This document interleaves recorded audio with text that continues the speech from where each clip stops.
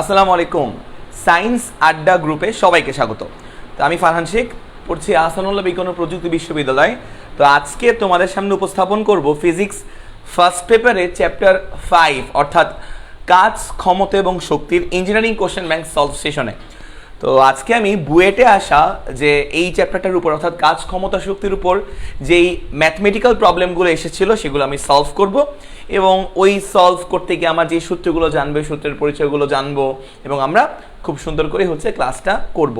তো তোমরা একটু আমাকে কমেন্ট করে জানিয়ে দাও যে ঠিক মতন আমার লাইভ ক্লাসটা দেখতে পাচ্ছ কি না, ঠিক মতন আমার ভয়েসটা শুনতে পারছো কি না, এবং তোমরা সবাই কেমন আছো এটা আমাকে কমেন্টে জানিয়ে দাও। এবং তোমরা বাংলাদেশের কে কোন জেলা থেকে আমার এই লাইভ ক্লাসটা করছো একটু আমাকে জানিয়ে দাও। আরেকটা কথা সেটা হচ্ছে যে তোমরা অবশ্যই লাইভ ক্লাসটা করার টাইমে খাতা কলম নিয়ে বসবা, কারণ খাতা কলম নিয়ে বসলে তুমি লাইভ ক্লাস করার সাথে সাথে সুন্দর করে তুমি নোটটাও করে নিতে পারবে। ওকে, তো আশা করি কাজ, ক্ষমতা, শক্তির বেসিক ক্লাস তোমাদের হয়ে গেছে। বেসিক ক্লাস করার পর তুমি আমার এই ক্লাসটা করবা। তো যদি তোমার বেসিক ক্লাস করা নাও থেকে থাকে তাও তুমি আজকের ক্লাসটা বুঝবা ইনশাল্লাহ। ঠিক আছে, তো আমি তাহলে শুরু করি আমার এই ক্লাসটা। ঠিক আছে, আচ্ছা তো দেখি সবাই, এবং আমার ভয়েস শোনা যাচ্ছে কিনা একটু আমাকে বলবা, সব কিছু ক্লিয়ার কিনা, দেন আমি ক্লাসটা শুরু করি। হ্যাঁ, তো আশা করি আল্লাহর অশেষ রহমতে তোমরা সবাই ভালো আছো। তোমরা কি আমাকে চিনো বলো তো একটু? তোমরা আগে কখনো আমার ক্লাস করছো বা আমাকে কখনো দেখছো একটু জানো তো? অনেকে হয়তো আমাকে চিনে থাকবে। ওকে, ইনশাল্লাহ আজকের ক্লাসটা খুব এনজয় করবো সবাই মিলে। হ্যাঁ, তো দেখি আমাদের সাথে কারা কারা যুক্ত। আমার সাথে আজ্জাজ আহমেদ লিপু, বেনজির আহমেদ, বিপ্লব হোসেন, তারপর সারিয়া নাহিদ, জামিল হোসেন আমাদের সাথে লাইভে যুক্ত হয়ে গেছে। থ্যাংক ইউ সো মাচ লাইভে কানেক্টেড থাকার জন্য।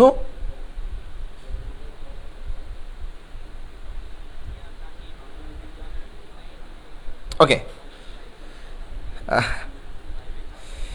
ঠিক আছে, তাহলে একটু দেখি আমি একটু আমার ওই সাইড থেকে দেখি সব কিছু ঠিকঠাক আছে কিনা একটু দেখার চেষ্টা করি। ওকে, আমাদের এখানে সব কিছু ঠিকঠাক আছে। আচ্ছা, তো আমরা তাহলে আমাদের ক্লাসটা শুরু করতে পারি। আচ্ছা, আমরা তাহলে আমাদের ক্লাসটা শুরু করতে পারি। ওকে,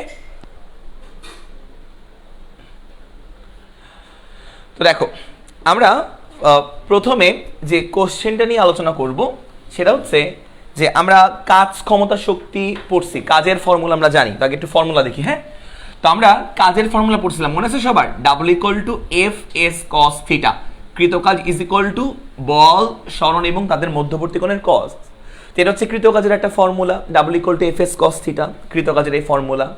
তারপরে আমরা একটু বলে রাখা ভালো, এই ফর্মুলাটা তুমি তখনই অ্যাপ্লাই করতে পারবা যখন আমার এই বলের মানটা, এফ যেই বল, এই বলের মানটা হচ্ছে ফিক্সড বল, বা এটাকে আমরা বলতে পারি হচ্ছে তোমার ধ্রুব বল। তো আমাদের এই বলের মান যদি ধ্রুব বল থাকে, সেই ধ্রুব বল দ্বারা কৃত কাজের ফর্মুলা হচ্ছে আমার W equal to F S cos theta. Here theta is angle between F and S, right? আচ্ছা, তো যেখানে এফ মানে হচ্ছে আমার বল, যে বলটা হতে হবে ধ্রুব বল। ধ্রুব বল মানে কি? ধ্রুব বল মানে মনে করো বলা আছে F is equal two 10 Newton. দেখো এটা সংখ্যা দেওয়া আছে, বলের মান এটা সংখ্যার মাধ্যমে প্রকাশ করা।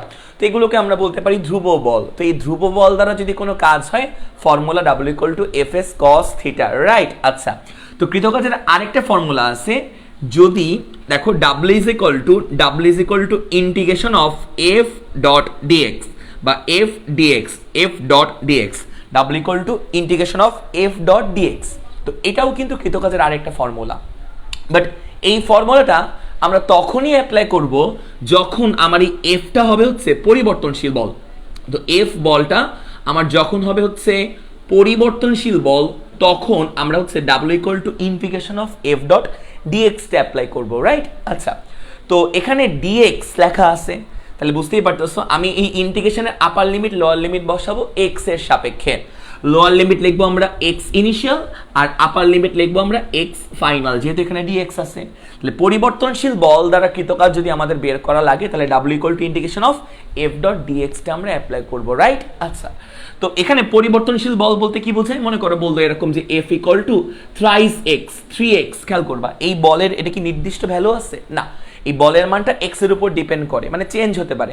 এক্স এর মান 1 হলে বলের মান হবে 3, এক্স এর মান 2 হলে বলের মান হবে 3 দুগুণী 6, এক্স এর মান 3 হলে বলের মান হবে 3 3 9। তাহলে এফ এর ভ্যালুটা পরিবর্তনশীল।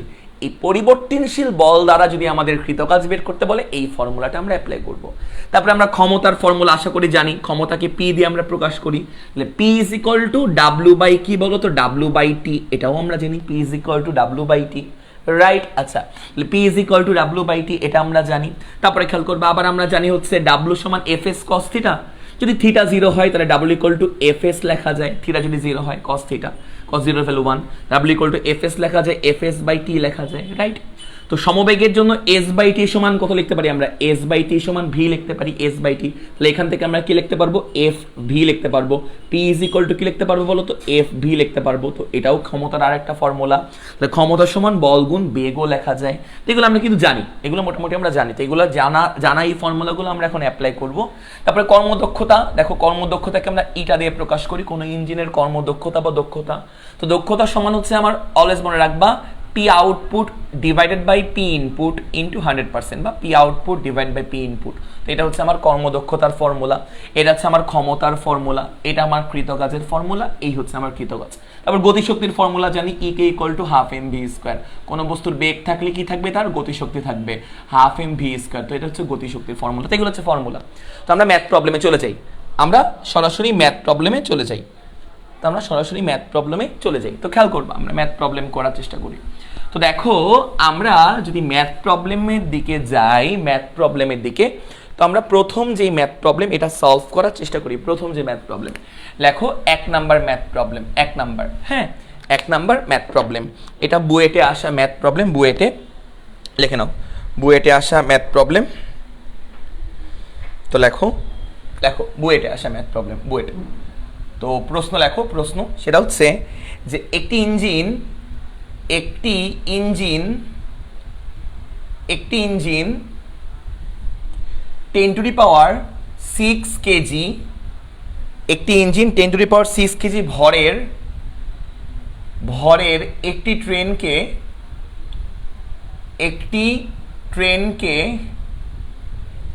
ট্রেনকে ভূমির সাথে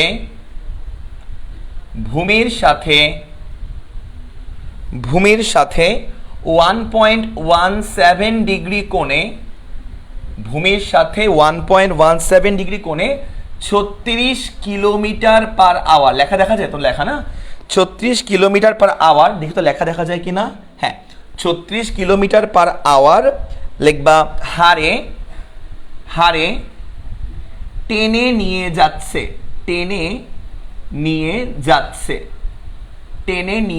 যাচ্ছে, লেখো এটা, ভালো কথা। তারপর হচ্ছে যদি ঘর্ষণজনিত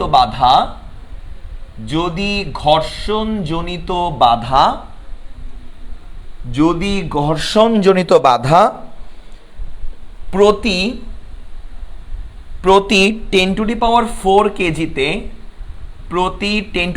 4 কেজিতে 10 নিউটন হয়, তবে ইঞ্জিনের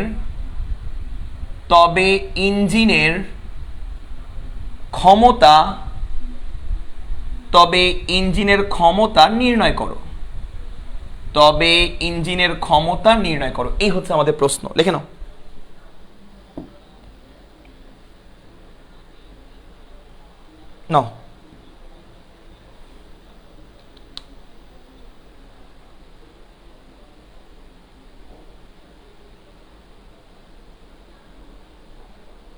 আচ্ছা, তো তোমাদের এটা বেসিক ক্লাস মনে হয় না হয়েছে, বাট তুমি বুঝবা, সমস্যা নেই। আচ্ছা, তো কি বলছে যে একটা ইঞ্জিন এর ভর দেওয়া আছে 10 টু দি পাওয়ার 6 কেজি ভর। তো যেটা দেওয়া আছে সেটা লেখো, তাহলে খেয়াল করবা, সলিউশনে চলে যাই, সলভে। আচ্ছা, তো আমার কি দেওয়া? একটা ইঞ্জিনের ভর দেওয়া, তো ভরকে আমরা স্মল এম দিয়ে প্রকাশ করি, 10⁶ কেজি ভর। আচ্ছা, তাহলে এত ভরের একটি ট্রেনকে ভূমির সাথে 1.10 ডিগ্রি কোণে 1.17 ডিগ্রি কোণে এত কিলোমিটার পার আওয়ার। আচ্ছা, আমাদের অ্যাঙ্গেলের ভ্যালু দেওয়া আছে, তো অ্যাঙ্গেলকে মানে হেলানো তল বলতেছে, হেলানো তল মানে অবশ্যই তলটা হচ্ছে ইনক্লাইন্ড, তো হেলানো তলের উপর দিয়ে যাচ্ছে, ফ্লাইওভারে উঠতেছে, চিন্তা করতে পারো ফ্লাইওভার। তো কত ডিগ্রি কোণে ফ্লাইওভার ভূমির সাথে হেলানো? 1.17 ডিগ্রি কোণে। কত বেগে মুভ করতেছে? ভি ইকুয়াল টু হচ্ছে আমাদের 36 কিলোমিটার পার আওয়ার। আচ্ছা, আমার এখানে কিন্তু এত বেগে টেনে নিয়ে যাচ্ছে বলতে বোঝাচ্ছে যে ট্রেনটা সমবেগে মুভ করতেছে, ট্রেনটা সমবেগে উপরের দিকে উঠতেছে, হেলানো তল বরাবর সমবেগে উঠতেছে। তাহলে এটা কিন্তু তুমি সমবেগ ধরে নিবা, বুঝছো? প্রশ্ন পড়ে তোমাকে বুঝতে হবে সমবেগে। আচ্ছা, তো এইটুকু আমরা বুঝলাম। এবার চিত্রটা আঁকি, একটু খেয়াল করবা। তো মনে করো এই হচ্ছে আমাদের রাস্তাটা, এরকম হেলানো, রাস্তাটা এমন হেলানো। তো আমার এই ট্রেনটা এই হেলানো তলের উপর দিয়ে উঠতেছে। বেসিক না থাকলেও তুমি বুঝবা আমার ক্লাস, টেনশন নিও না। তাহলে দেখো ট্রেনটা এই হেলানো তলের উপর দিয়ে এভাবে করে উঠতেছে উপরের দিকে। তো আঁকি, তো এই মনে করো আমার ট্রেন, মনে করো এই হচ্ছে আমার ট্রেন, ঝকঝক করে ওই হেলানো তল বরাবর উপর দিকে উঠতেছে, ঠিক আছে? এই ট্রেনের ভরকে আমি ধরলাম এম। আচ্ছা, তো এই অ্যাঙ্গেলটা হচ্ছে আমার দেওয়া আছে থিটা, এই যে থিটা হচ্ছে আমার 1.17 ডিগ্রি, এই অ্যাঙ্গেলটা থিটা, বুঝছো? আচ্ছা, তাহলে এর ভর হচ্ছে আমার এম। তো আমরা জানি এমজি কাজ করে কোন দিকে? খাড়া নিচের দিকে কিন্তু এমজি কাজ করে। ভর আমরা জানি যে কোনো বস্তুর ওজন কাজ করে কোন দিকে? নিচের দিকে, এমজি। আচ্ছা, তো এই এমজিকে তুমি চাইলে দুইটা উপাংশে বা দুইটা লম্ব উপাংশে বিভক্ত করতে পারবা। এমজিকে চাইলে, এমজিকে তুমি দেখো একটা উপাংশ হচ্ছে তলের সমান্তরালে কাজ করবে, দেখো এই একটা উপাংশ এমজির, আর আরেকটা উপাংশ হচ্ছে এর ঠিক লম্ব বরাবর কাজ করবে, এটা হচ্ছে দেখো আরেকটা উপাংশ। তাহলে খেয়াল করবা, আমরা এমজিকে দুইটা উপাংশে ভাঙলাম, খেয়াল করো, এমন ভাবে দুইটা উপাংশে ভাঙলাম যেন এমজিটা মাঝখানে থাকে, আর এমন ভাবে দুইটা উপাংশে ভাঙলাম যেন এই দুই নীল রেখা পরস্পরের সাথে লম্ব বরাবর থাকে। তো এগুলোকে বলা হয় লম্ব উপাংশ এমজির, রাইট? আচ্ছা, এই অ্যাঙ্গেলটা থিটা হলে আমার এই অ্যাঙ্গেলটা কত হবে ভাই বলতো? থিটাই হবে। তাহলে এমজির সাথে এই উপাংশের অ্যাঙ্গেল থিটা, যার সাথে কোণ সেদিকে হয় কস। তাহলে এই বরাবর হবে হচ্ছে আমার কি বলতো? এমজি কস থিটা, আর এই বরাবর উপাংশ হবে হচ্ছে আমার MG sine theta, MG sine theta. তো ট্রেনটা হেলানো তল বরাবর উপরের দিকে উঠতেছে, হেলানো তল বরাবর। তো এমন অবস্থা সৃষ্টি হলে কি কোনোদিন ট্রেনটা হেলানো তল বরাবর উপরে উঠতে পারবে বলো? কখনোই না। তাহলে অবশ্যই ট্রেনের ইঞ্জিন অবশ্যই কি করতেছে? সামনের দিকে একটা বল প্রয়োগ করতেছে, ট্রেনের ইঞ্জিন। তো ট্রেনের ইঞ্জিন যে বলটা প্রয়োগ করতেছে তাকে আমরা এফ ইঞ্জিন দ্বারা প্রকাশ করলাম, ট্রেনের ইঞ্জিন। তো ট্রেনের ইঞ্জিনটা সামনের দিকে বল প্রয়োগ করতেছে, যার ফলে ট্রেনটা হেলানো তল বরাবর ঊর্ধ্বমুখী ভাবে উপরের দিকে উঠতেছে, রাইট? এটা আমার ট্রেনের ইঞ্জিনের বল। আচ্ছা, তাহলে এই ট্রেনটা, যার ফলে ট্রেনটা উপরের দিকে উঠতেছে, কোশ্চেনে কিছু বলে দেওয়া নাই, তাহলে ট্রেনটা সমবেগে উপর দিকে উঠতেছে বলা যায়, ট্রেনটা সমবেগে ঊর্ধ্বমুখী ভাবে উপরের দিকে উঠতেছে বলা যায়। তাহলে এবার খেয়াল করবা, আমার বলছে এই রাস্তাটাই ঘর্ষণ আছে, ঘর্ষণ। তাহলে ঘর্ষণ বল সবসময় গতির বিপরীত দিকে কাজ করে। তাহলে এই ট্রেনটা যদি এই বরাবর ঊর্ধ্বমুখী ভাবে উপর দিকে উঠে, তাহলে ঘর্ষণ বল কাজ করবে কোন দিকে বলতো? উল্টো দিকে কাজ করবে। ঘর্ষণ বলকে আমরা স্মল এফ দ্বারা প্রকাশ করলাম, তাহলে স্মল এফ হচ্ছে আমার ঘর্ষণ বল। তাহলে ট্রেনটা যদি উপরের দিকে মুভ করে সমবেগে, ঘর্ষণ বল এর উল্টো দিকে কাজ করবে। তাহলে দেখো এই ডিরেকশনের উল্টো দিক মানে কি? এই বরাবর। তাহলে ঘর্ষণ বল সবুজ ভেক্টর দিয়ে প্রকাশ করলাম, তার উল্টো দিকে কাজ করবে। এইটুকু তো আমরা বুঝলাম, এইটুকু কিন্তু আমরা বুঝে গেলাম, বুঝে গেছে ব্যাপারটা? আচ্ছা, এইটুকু কিন্তু আমরা বুঝে গেলাম। আচ্ছা, তো এবার দেখবা, আচ্ছা এমজি কজের কাজ কি জানো? এমজি কজের কাজ, তো এমজি কজকে ব্যালেন্স করে ফেলবে আরেকটা ভেক্টর। কি? খেয়াল করবা, এটা আমার তল ছিল, এই যে তল, এই তলের উপরে হচ্ছে আমার ট্রেনটা আছে, দেখো এই যে তলের উপরে আমার ট্রেনটা রাখা আছে, খেয়াল করবা এই ট্রেনটা তল হেলানো তল বেয়ে উপরের দিকে উঠতেছে। তোমরা রাখবা তলের সাথে লম্ব বরাবর বস্তুর উপর একটা অভিলম্ব প্রতিক্রিয়া বল কাজ করে, অলওয়েজ মনে রাখবা। তো তলের সাথে লম্ব বরাবর কাজ করে অভিলম্ব প্রতিক্রিয়া বল, এই অভিলম্ব প্রতিক্রিয়া বলকে আমরা আর দিয়ে প্রকাশ করি। তো এই আর এর উল্টো দিকে কাজ করতেছে এখানে হচ্ছে এমজি কস থিটা, আর এর উল্টো দিকে কাজ করতেছে এমজি কস থিটা, এই যে এমজি কস থিটা, যে এই আর কে বা এই অভিলম্ব প্রতিক্রিয়া বল আর এই এমজি কস থিটা পরস্পরকে ক্যান্সেল আউট করে, পরস্পরকে ক্যান্সেল আউট করে ব্যালেন্স করে ফেলবে, রাইট? বোঝা গেল ব্যাপারটা? তাহলে এমজি কজের কাজটা মনে হয় আমরা বুঝতে পারলাম, এমজি কজের কাজ। তাহলে এমজি কজের কাজ আমরা বুঝে গেলাম, সে হচ্ছে অভিলম্ব প্রতিক্রিয়া বল, তলের সাথে লম্ব বরাবর কাজ করবে, হেলানো তলের সাথে লম্ব বরাবর, ওকে ব্যালেন্স করবে, ভালো কথা। তাহলে এবার খেয়াল করবা, এবার সমবেগে যেহেতু উঠতেছে, নিউটনের ফার্স্ট ল, যদি লব্ধি বল শূন্য হয় তাহলে বস্তু, গতিশীল বস্তু সমবেগে মুভ করে, লব্ধি বল কত হতে হয়? শূন্য হতে হয়। বাহ্যিক বল শূন্য হলে স্থির বস্তু স্থির থাকে, আর গতিশীল বস্তু সমবেগে ঊর্ধ্বগামী ভাবে উপরের দিকে ওঠে। কি বল শূন্য হলে? বাহ্যিক বল শূন্য হলে। তাহলে সমবেগে উপরের দিকে উঠতেছে বলে সমবেগ বলে আমরা কি বলতে পারি? বাহ্যিক বল বা লব্ধি বলের মানটা কত হতে হয় বলতো? লব্ধি বলের মানটা 0 হতে হয়। লব্ধি বলের মানটা কত হতে হয়? 0 হতে হয়, মনে রাখবা সমবেগ বলে। আচ্ছা, লব্ধি হয় 0 হয় কখন? লব্ধি বল, এই একটা বস্তু, ডান দিকে মনে করো কেউ 10 নিউটন বল প্রয়োগ করলো, বাম দিকে মনে করো কেউ 10 নিউটন বল প্রয়োগ করলো, তাহলে এই বস্তু কোন দিকে যাবে? কোনো দিকেই যাবে না, এই বস্তুর উপর কিন্তু লব্ধি বলটা শূন্য হবে। তাহলে ডানে আর বামে সমপরিমাণ বল প্রয়োগ করলে কোন বস্তুর উপর কি হয়? লব্ধি বলটা 0 হয়। তাহলে অপোজিং ফোর্সগুলো বা অপোজিট ফোর্সগুলোর মান যদি ইকুয়াল হয় তাহলে ওই বস্তুর উপরে লব্ধি বলটা শূন্য হয়। তাহলে খেয়াল করবা, অপোজিট ফোর্স দেখো, এই এফ ইঞ্জিনের অপোজিট ফোর্স কে কে? F R MG sine theta না? খেয়াল করবা, এই যে F R MG sine theta কার অপোজিটে কাজ করতেছে? ইঞ্জিন ফোর্সের অপোজিটে কাজ করতেছে। তো অপোজিং ফোর্সগুলোর মান যদি ইকুয়াল হয় তাহলে এক সাইডে কাজ করে এফ ইঞ্জিন, তাহলে খেয়াল করবা এক সাইডে কাজ করে এফ ইঞ্জিন ইকুয়াল টু তার উল্টো দিকে, এর উল্টো দিকে কাজ করে small F R MG sine theta, এর উল্টো দিকে কাজ করে small F R MG sine theta. তাহলে এরা যদি ইকুয়াল হয় তাহলে আমরা বলবো যে লব্ধি বলটা শূন্য হবে ট্রেনের উপরে, আর লব্ধি বল শূন্য হলে, বাহ্যিক বল শূন্য হলে গতিশীল বস্তু সমবেগে উপরের দিকে উঠতে থাকবে। তো দেখো লব্ধি বল কিন্তু শূন্য করে ফেলছি। দেখো এই পাশের বল, ডান পাশের বল হচ্ছে আমার যা ইজ ইকুয়াল টু বাম পাশের বল কি? বাম পাশের টোটাল বল হচ্ছে যে এইটা, টোটাল বল ইকুয়াল করে ফেলছি। তাহলে এখান থেকে এফ ইঞ্জিনটা আমরা বের করতে পারবো, ইঞ্জিনের বলটা আমরা বের করতে পারবো, ইঞ্জিনের বল, তাহলে এফ ইঞ্জিন আমরা বের করতে পারবো। তো এখানে স্মল এফ মানে ঘর্ষণ বল। তো আমাদের বলা আছে যে প্রতি 10⁴ কেজিতে 10 নিউটন ঘর্ষণ বল হয়, বাট আমার বস্তুর ভর কিন্তু 10⁶ কেজি। তাহলে আমার কোশ্চেনে বলা আছে 10⁴ কেজিতে ঘর্ষণ বল কাজ করে 10 নিউটন। তো দেখো 10⁴ কেজিতে 10⁴ কেজিতে ঘর্ষণ বল কাজ করে কত নিউটন? 10 নিউটন। তাহলে অতএব 1 কেজিতে ঘর্ষণ বল কাজ করবে কত? 10 ভাগ 10⁴। তাহলে আমার এই ট্রেনের ভর কত? ট্রেনের ভর 10⁶ কেজি। তাহলে অতএব 10⁶ কেজিতে কাজ করবে, ট্রেনের ভর যদি 10⁶ কেজি হয় তাহলে কাজ করবে, এতে ঘর্ষণ বল কাজ করবে কত? জাস্ট ঐকিক নিয়ম, 10⁶ গুণ 10 ভাগ কত বলতো? 10⁴। তাহলে এখান থেকে দেখবা কত আসবে? এখান থেকে আসবে উপরে আমার 10⁻, কত উপরে আমার আসবে 10⁷ ডিভাইড বাই 10⁴।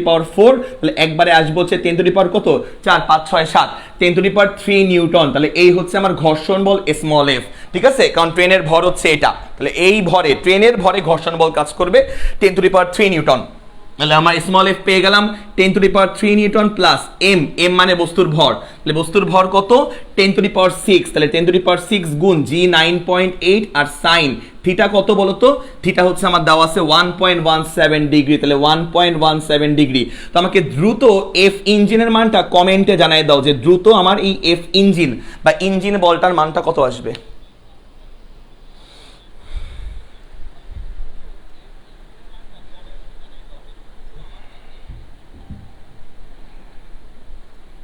বলো,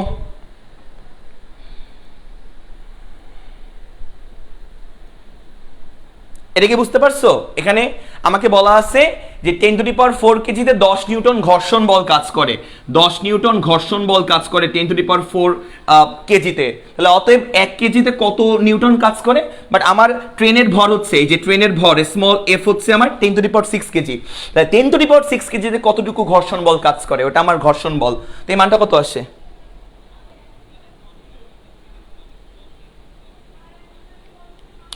এটা কত সালে আসছে? এটা 2000 সালে আসছে, 2000 বুয়েট 2000 সালে, ঠিক আছে? লিখে নাও, বলো এটা এটা কত আসে মানটা একটু বলো তোমরা, কি কেউ মানে কমেন্ট করে জানিয়ে দাও। হ্যাঁ, তো যেটা আসবে ওটা লিখে নাও, যত আসবে ওটাই লিখে নাও। তাহলে দেখো 2020 1105, আমি যদি মানে তুমি যদি কোনো ভুল না করে থাকো, 0.5443। ফারদিন একটু ক্যালকুলেটর নিয়ে এসো তো ভাইয়া, ক্যালকুলেটর তোমরা একটু বলবা, করবা, কোঅপারেট করবা, বুঝো নাই? ফারদিন একটু ক্যালকুলেটর দাও। তাহলে এফ ইঞ্জিন ফোর্স, ইঞ্জিনের বলের মানটা আমরা বের করে ফেললাম, ইঞ্জিনের বল। তাহলে আমার ইঞ্জিনের ক্ষমতা বের করতে হবে। তো এই ইঞ্জিনের ক্ষমতাকে আমরা পি দিয়ে প্রকাশ করলাম। তো সমবেগে গতিশীল কোনো বস্তুর ক্ষমতা পি ইকুয়াল টু আমরা জানি হচ্ছে এফ ভি। তাহলে ক্ষমতার formula P equal to F V. তাহলে এখান থেকে আমরা ইজিলি পি বের করতে পারবো। তাহলে P is equal to F engine, P engine equal to F engine into V. তাহলে এফ ইঞ্জিনের ভ্যালু তুমি বের করছো 201105 পয়েন্ট কত বলো তো, 0.54 এতগুলো দেখো নি, 0.54। তাহলে এটা হচ্ছে আমার এফ ইঞ্জিন গুণ বেগ ভ্যালোসিটি। তো আমার ভ্যালোসিটির ভ্যালু দেওয়া 36 কিলোমিটার পার আওয়ার। তো আমরা জানি কিলোমিটার পার আওয়ারকে 3.6 দিয়ে ভাগ করলে মিটার পার সেকেন্ডে কনভার্ট করা যায়। তাহলে কিলোমিটার পার আওয়ারের মানটাকে 3.6 দিয়ে ভাগ দাও। তাহলে ভাগ দিলে তুমি যে মানটা পাবা সেই মানটা পাবা 10, সেটা মিটার পার সেকেন্ডে কনভার্ট হয়ে যায়। তাহলে 36 কিলোমিটার পার আওয়ার মানে 10 মিটার পার সেকেন্ড। তাহলে এর সাথে 10 গুণ দাও, 10 গুণ দিলে তুমি যে মানটা পাবা তত ক্ষমতার একক, ইঞ্জিন ক্ষমতার একক হচ্ছে ওয়াট, তাহলে তত ওয়াট। এটা হচ্ছে আমার উত্তরটা। বোঝা গেল ব্যাপারটা? অঙ্কটাকে আমরা বুঝতে পারছি, খুবই কনসেপচুয়াল অঙ্ক ছিল। বলো, তোমরা অবশ্যই করবা, আমার সাথে পার্টিসিপেট করবা। এক্স্যাক্টলি, ঠিক আছে, এখান থেকে আমার সাথে পার্টিসিপেট করবা, যা আসবে তত হচ্ছে উত্তর। বোঝা গেল? আচ্ছা, থ্যাংক ইউ শারমিন। আচ্ছা, এটা আমরা বুঝলাম, খুব সহজ ছিল। এর পরের ম্যাথে যাই, 2 নাম্বার ম্যাথে যাই। তো মুসলাম, হ্যাঁ 2 নাম্বার ম্যাথে যাই। তোমাদের বেসিক ক্লাস নেওয়া হয়েছে না বলো তো আমাকে? আমি আসলে ইঞ্জিনিয়ারিং কোশ্চেন সলভ জাস্ট করাবো, বাট আমি বেসিক তো বলবোই, বাট অত বেশি ডিপলি যাবো না বেসিকে, কারণ আমার মনে হয় যতটুকু আমি জানি তোমাদের বেসিক ক্লাস নেওয়া হয়েছে। ওকে, তাহলে আমি পরের ম্যাথে যাই। পরের ম্যাথটা বুয়েট 2016 সালের প্রশ্ন, 2 নাম্বার ম্যাথ। লিখে নাও বুয়েট 2016। আমি বুয়েটের কোশ্চেনগুলো সলভ করে দিব, বুঝছো? আচ্ছা, তো খেয়াল করবা কি বলছে। আমাকে বলছে পুত্রের ভর, এটা খুব ফেমাস ম্যাথ, এটা খুব ফেমাস ম্যাথ। তো লিখে নাও পুত্রের ভর পিতার ভরের অর্ধেক, পিতার ভরের অর্ধেক, পুত্রের ভর পিতার ভরের অর্ধেক। লেখো পুত্রের ভর পিতার ভরের অর্ধেক। তারপর লিখবা পিতার গতিশক্তি, পিতার গতিশক্তি, পিতার গতিশক্তি, পিতার গতিশক্তি পুত্রের গতিশক্তির অর্ধেক, পুত্রের গতিশক্তির অর্ধেক, পুত্রের গতিশক্তির অর্ধেক। প্রশ্নগুলো বাঁকা করে লিখি, স্টাইল এটা, অর্ধেক। তারপর লিখবা পিতার বেগ, পিতার বেগ, পিতার বেগ 1 মিটার পার সেকেন্ড বৃদ্ধি করলে, পিতার বেগ 1 মিটার পার সেকেন্ড বৃদ্ধি করলে তাদের গতিশক্তি সমান হয়ে যায়, তাদের গতিশক্তি সমান হয়, সমান হয়। ঠিক আছে, তারপর লিখবা পিতা এবং পুত্রের বেগ কত হবে, পিতা ও পুত্রের ভেলোসিটি কত হবে, পিতা ও পুত্রের বেগ কত হবে, বেগ কত হবে, এটা আমার প্রশ্ন। বেগ কত, তাদের গতিশক্তি সমান হয়, যদি সমান হয় তাহলে পিতা এবং পুত্রের কত হবে, লিখে নাও। আচ্ছা, তো তাদের গতিশক্তি যদি সমান হয়, যদি 1 মিটার পার সেকেন্ড বেগ বাড়ানো হয় তাহলে কি হবে, দেখো 2 নাম্বার কোশ্চেন। ঠিক আছে, অন্য কাল দিয়ে লিখি, 2 নাম্বার কোশ্চেন, বুয়েট 2016 সালের কোশ্চেন। তো এই হচ্ছে আমার সেকেন্ড কোশ্চেন। তো দেখো কি বলছে, পুত্রের ভর পিতার ভরের অর্ধেক। তাহলে দেখো সলিউশনে চলে যাই। তো পুত্রের ভরকে আমরা সন্ত এমএস দিয়ে প্রকাশ করি, এমএস পুত্রের ভর। তাহলে বলছে পুত্রের ভর পিতার ভরের অর্ধেক, তাহলে পুত্রের ভর ইজ হাফ অফ পিতার ভর, তাহলে এম অফ ফাদার। তাহলে পুত্রের ভর পিতার ভরের অর্ধেক দেওয়া আছে। তাহলে এইখান থেকে আমরা লিখতে পারবো 2 into m s is equal to m f লিখতে পারবো, রাইট? আচ্ছা, এটুকু আমরা বুঝলাম। তারপরে কি বলা আছে, তারপরে বলা পিতার গতিশক্তি পুত্রের গতিশক্তির অর্ধেক। তাহলে পিতার গতিশক্তিকে আমরা ই কে এফ ধরলাম, পিতার গতিশক্তি। তো বলছে পিতার গতিশক্তি পুত্রের গতিশক্তির অর্ধেক, তাহলে পিতার গতিশক্তি ইজ হাফ অফ পুত্রের গতিশক্তি, মানে ই কে অফ সন। তাহলে পিতার গতিশক্তি পুত্রের গতিশক্তির কত বলতো অর্ধেক। তাহলে এখান থেকে আমরা ক্যালকুলেশন করলে 2EKF ইজ ইকুয়াল টু কি লিখতে পারবো, 2EKF is equal two EKS লেখা যায়, EKS লেখা যায়, রাইট। এইটুকু কিন্তু আমরা বুঝলাম, এইটুকু কিন্তু আমরা বুঝে গেলাম, রাইট। আচ্ছা এইটুকু তো বোঝা গেল, ওকে। তো এইটুকু কিন্তু আমরা বুঝে গেলাম। আচ্ছা তো যদি এইটুকু বুঝে থাকি, এইটুকু যদি বুঝে থাকি তাহলে খেয়াল করে দেখবা, খেয়াল করে দেখবা আস্তে আস্তে। 2EKF, EKF তাহলে 2EKF, EK মানে কি হাফ এম ভি স্কোয়ার না, তাহলে হাফ ইন্টু এম কার ভর, ফাদারের ভর, তাহলে হাফ ইন্টু ফাদারের ভর ইন্টু ফাদারের বেগের স্কোয়ার, ফাদারের বেগকে আমরা ভিএফ ধরলাম, ইজ ইকুয়াল টু EKS মানে পুত্রের গতিশক্তি, ফর্মুলা কি হাফ ইন্টু পুত্রের ভর ইন্টু পুত্রের বেগের square, half M V square, right. আচ্ছা তো খেয়াল করে দেখো একটু মন দিয়ে যে এখান থেকে 2 2 কাটা চলে যাবে, 2 2, তাহলে এখান থেকে খেয়াল করবা কি থাকবে, এখান থেকে খেয়াল করবা, এখান থেকে আমার থাকবে হচ্ছে m f v f square is equal to, আমি 2টাকে এ পাশে গুণ দিয়ে দিই, তাহলে আমরা পাবো হচ্ছে m s v s square, right. ঠিক আছে, এইটুকু কিন্তু আমরা পাবো, এইটুকু কিন্তু আমরা পাবো। তাহলে এবার দেখবা এম এফ মানে কি, এম এফ মানে 2 ইন্টু এম এস, তাহলে দেখো এম এফ মানে কি 2 ইন্টু এম এস, রাইট। তাহলে খেয়াল করে দেখবা এই যে 2 এম এফ না এই জায়গায়, তো এই দেখো এম এফ এর জায়গায় আমরা 2 এম এস লিখতে পারবো, তাহলে এম এফ এর জায়গায় 2 এম এস লিখে ফেললাম, এই জায়গায় আমার হচ্ছে v f square, v f square is equal to m s লিখলাম, আর এখানে হচ্ছে ভি এস স্কোয়ার, রাইট। তারপরে খেয়াল করবা এখান থেকে আমাদের MS MS cancel, MS MS cancel করলে আমার থাকবে হচ্ছে, খেয়াল করে দেখবা 2VF square is equal two এখানে VS স্কোয়ার থাকবে। আচ্ছা দুই পক্ষে রুট করে দাও, তাহলে দুই পক্ষে সরি 2 দুগুণে 4 থাকবে, সরি 2 দুগুণে 4 থাকবে, তো দুই পক্ষে রুট করে দাও, তাহলে দুই পক্ষে রুট করলে আমাকে দেখা যাচ্ছে না, দেখা তো যাচ্ছে, তাহলে দুই পক্ষে রুট করলে আমার কি থাকবে, উভয় পক্ষে রুট করলে এই পক্ষে রুট করলে থাকবে হচ্ছে 2VF, ঠিক আছে, কারণ √4 মানে হচ্ছে 2, আর VF স্কোয়ারকে রুট করলে VF থাকবে, আর এই ডান পক্ষকে রুট করলে থাকবে হচ্ছে VS, তাহলে এইটাকে দাও হচ্ছে 1 নাম্বার সমীকরণ, এটাকে দাও হচ্ছে 1 নাম্বার সমীকরণ। বলো বুঝতে পারছি কিনা, বলো এইটুকু বুঝতে পারলাম কিনা, এইটুকু বলো, এইটুকু বুঝতে পারলাম তো না, এইটুকু, এইটুকু বুঝতে খুব কষ্ট হয় নাই তো, বলো তো এইটুকু বুঝতে, আশা করি এইটুকু বুঝতে আমাদের প্রবলেম হয় নাই, আশা করি এইটুকু বুঝতে আমাদের প্রবলেম হয় নাই, রাইট। আচ্ছা তো এইটুকু আমরা বুঝলাম। তো এবার দেখবা প্রশ্ন মতে আমাদের প্রশ্নে কি বলছে, প্রশ্নে বলছে যদি ফাদারের বেগ 1% বৃদ্ধি করা হয়, দেখো যদি পিতার বেগ 1% বাড়ানো হয় তবে তাদের গতিশক্তিগুলো সমান হয়ে যায়, তাহলে পুত্রের গতিশক্তি হচ্ছে আমার হাফ ইন্টু সনের বেগ, সনের ভর এমএস ইন্টু সনের বেগ স্কোয়ার, এটা হচ্ছে আমার পুত্রের গতিশক্তি, ইজ ইকুয়াল টু হয়ে যাবে পিতার গতিশক্তি half into m of father into v of father plus 1 এর হোল স্কোয়ার। খেয়াল করে বুঝতে পারছে কিনা, যদি আমরা ফাদারের বেগটা 1 বাড়াই 1 মিটার পার সেকেন্ড, তো 1 মিটার পার সেকেন্ড বাড়ালে তাহলে দেখো ফাদারের গতিশক্তি আর পুত্রের গতিশক্তি সমান হয়ে যাবে, এটা হচ্ছে পুত্রের গতিশক্তি হাফ ইন্টু ভর ইন্টু বেগের স্কোয়ার ইজ ইকুয়াল টু, এটা হচ্ছে আমার ফাদারের গতিশক্তি হাফ ইন্টু ফাদারের ভর ইন্টু, খেয়াল করবা যদি আমার বেগটা 1 মিটার পার সেকেন্ড বৃদ্ধি করা হয় এই জন্য VF প্লাস 1 দিছি, তাহলে বেগের স্কোয়ার, তাহলে এই দুটো ইকুয়াল হয়ে যাবে। বোঝা গেল ব্যাপারটা, খুবই সহজ না, বোঝা গেল।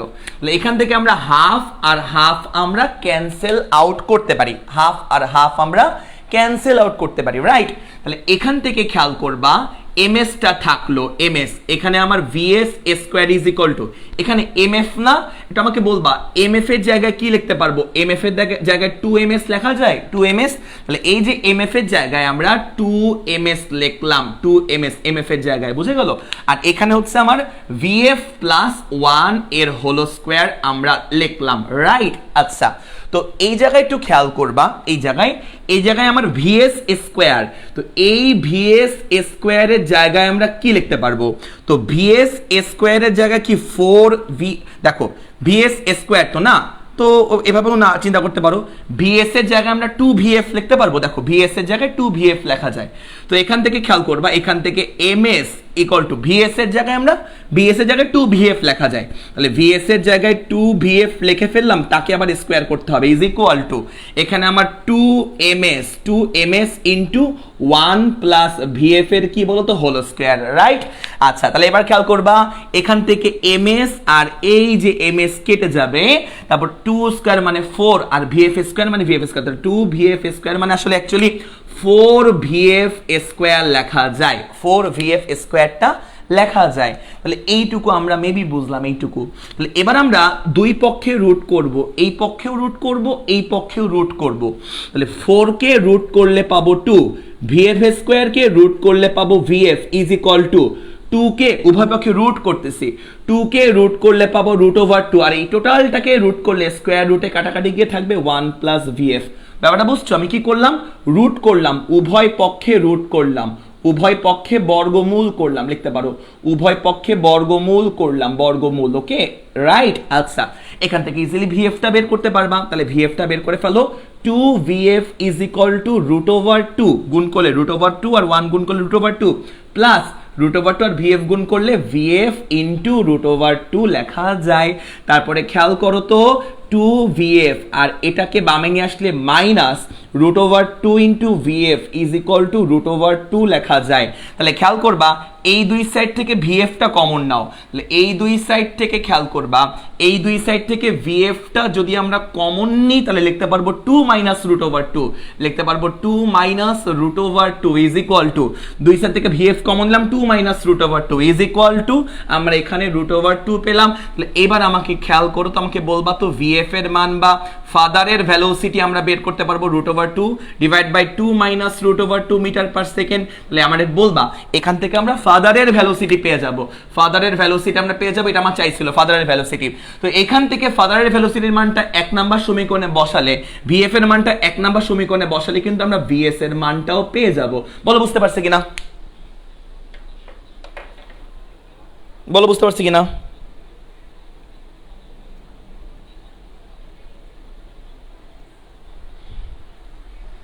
লিখে নাও, এটা আমাদের বইয়ের 2016 সালে আসছিল, লিখে নাও, লিখে নাও।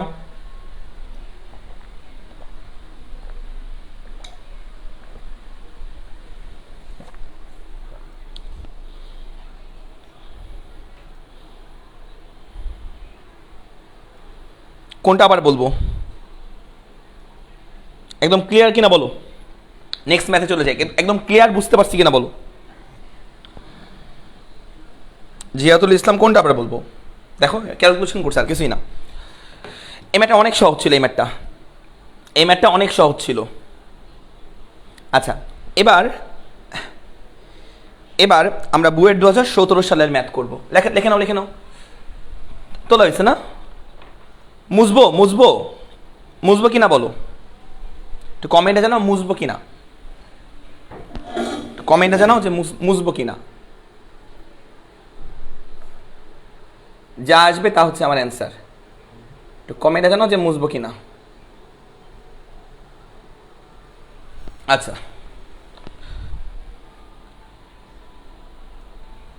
ওকে, তাহলে আমরা মুছলাম, আমি নেক্সট ম্যাথে যাই। আমি নেক্সট ম্যাথে যাই। তো দেখো 2 নাম্বার কোশ্চেন আমাদের বোঝা হয়ে গেল, এবার 3 নাম্বারটা একটু টাফ।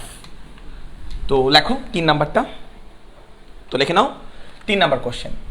তো 3 নাম্বার কোশ্চেনটা আমাদের বুয়েট 2017 সালে আসছিল। তো বুয়েট 2017 তো লিখে নাও কোশ্চেনটা হচ্ছে যে 3 কেজি, লিখে নাও 3 কেজি ভরের একটি বস্তুর উপর 3 কেজি ভরের একটি বস্তুর উপর 3 কেজি ভরের একটি বস্তুর উপর একটি বল ক্রিয়াশীল আছে, একটি বল ক্রিয়াশীল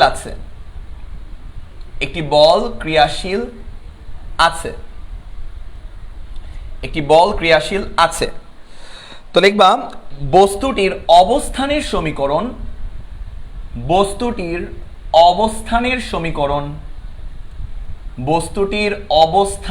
সমীকরণ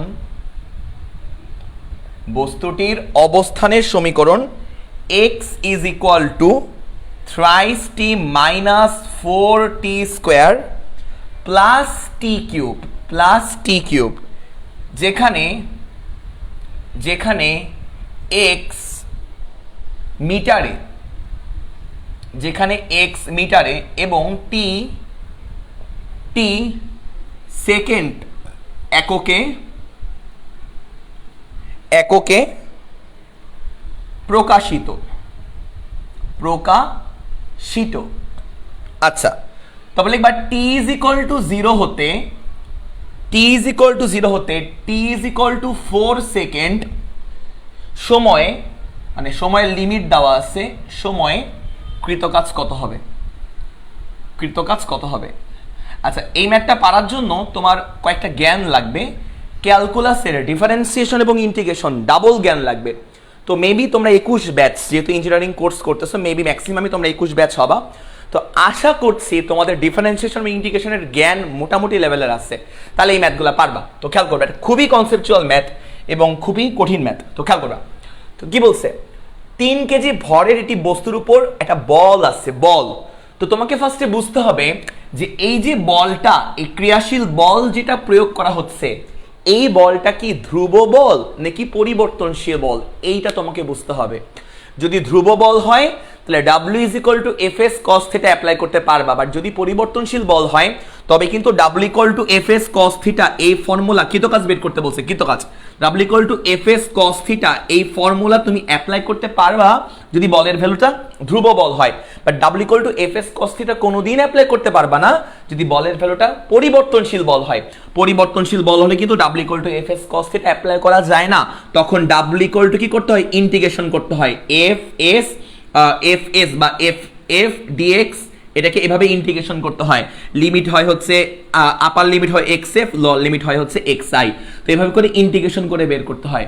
তো এখন আমাকে একটু বের করতে হবে যে আসলে এই বলটা, যেটা কিনা ক্রিয়াশীল বল, এই বলটা কি ধ্রুব বল নাকি পরিবর্তনশীল বল, এইটা আমাদেরকে বের করতে হবে ফার্স্টে, রাইট? আচ্ছা, তো এবার দেখবা, এবার আমাদের একটু বের করার চেষ্টা করি। তো সলিউশন আমরা চলে যাই সলিউশনে। তো আমরা মোটামুটি জানি f ইজ ইকুয়াল টু হচ্ছে ma।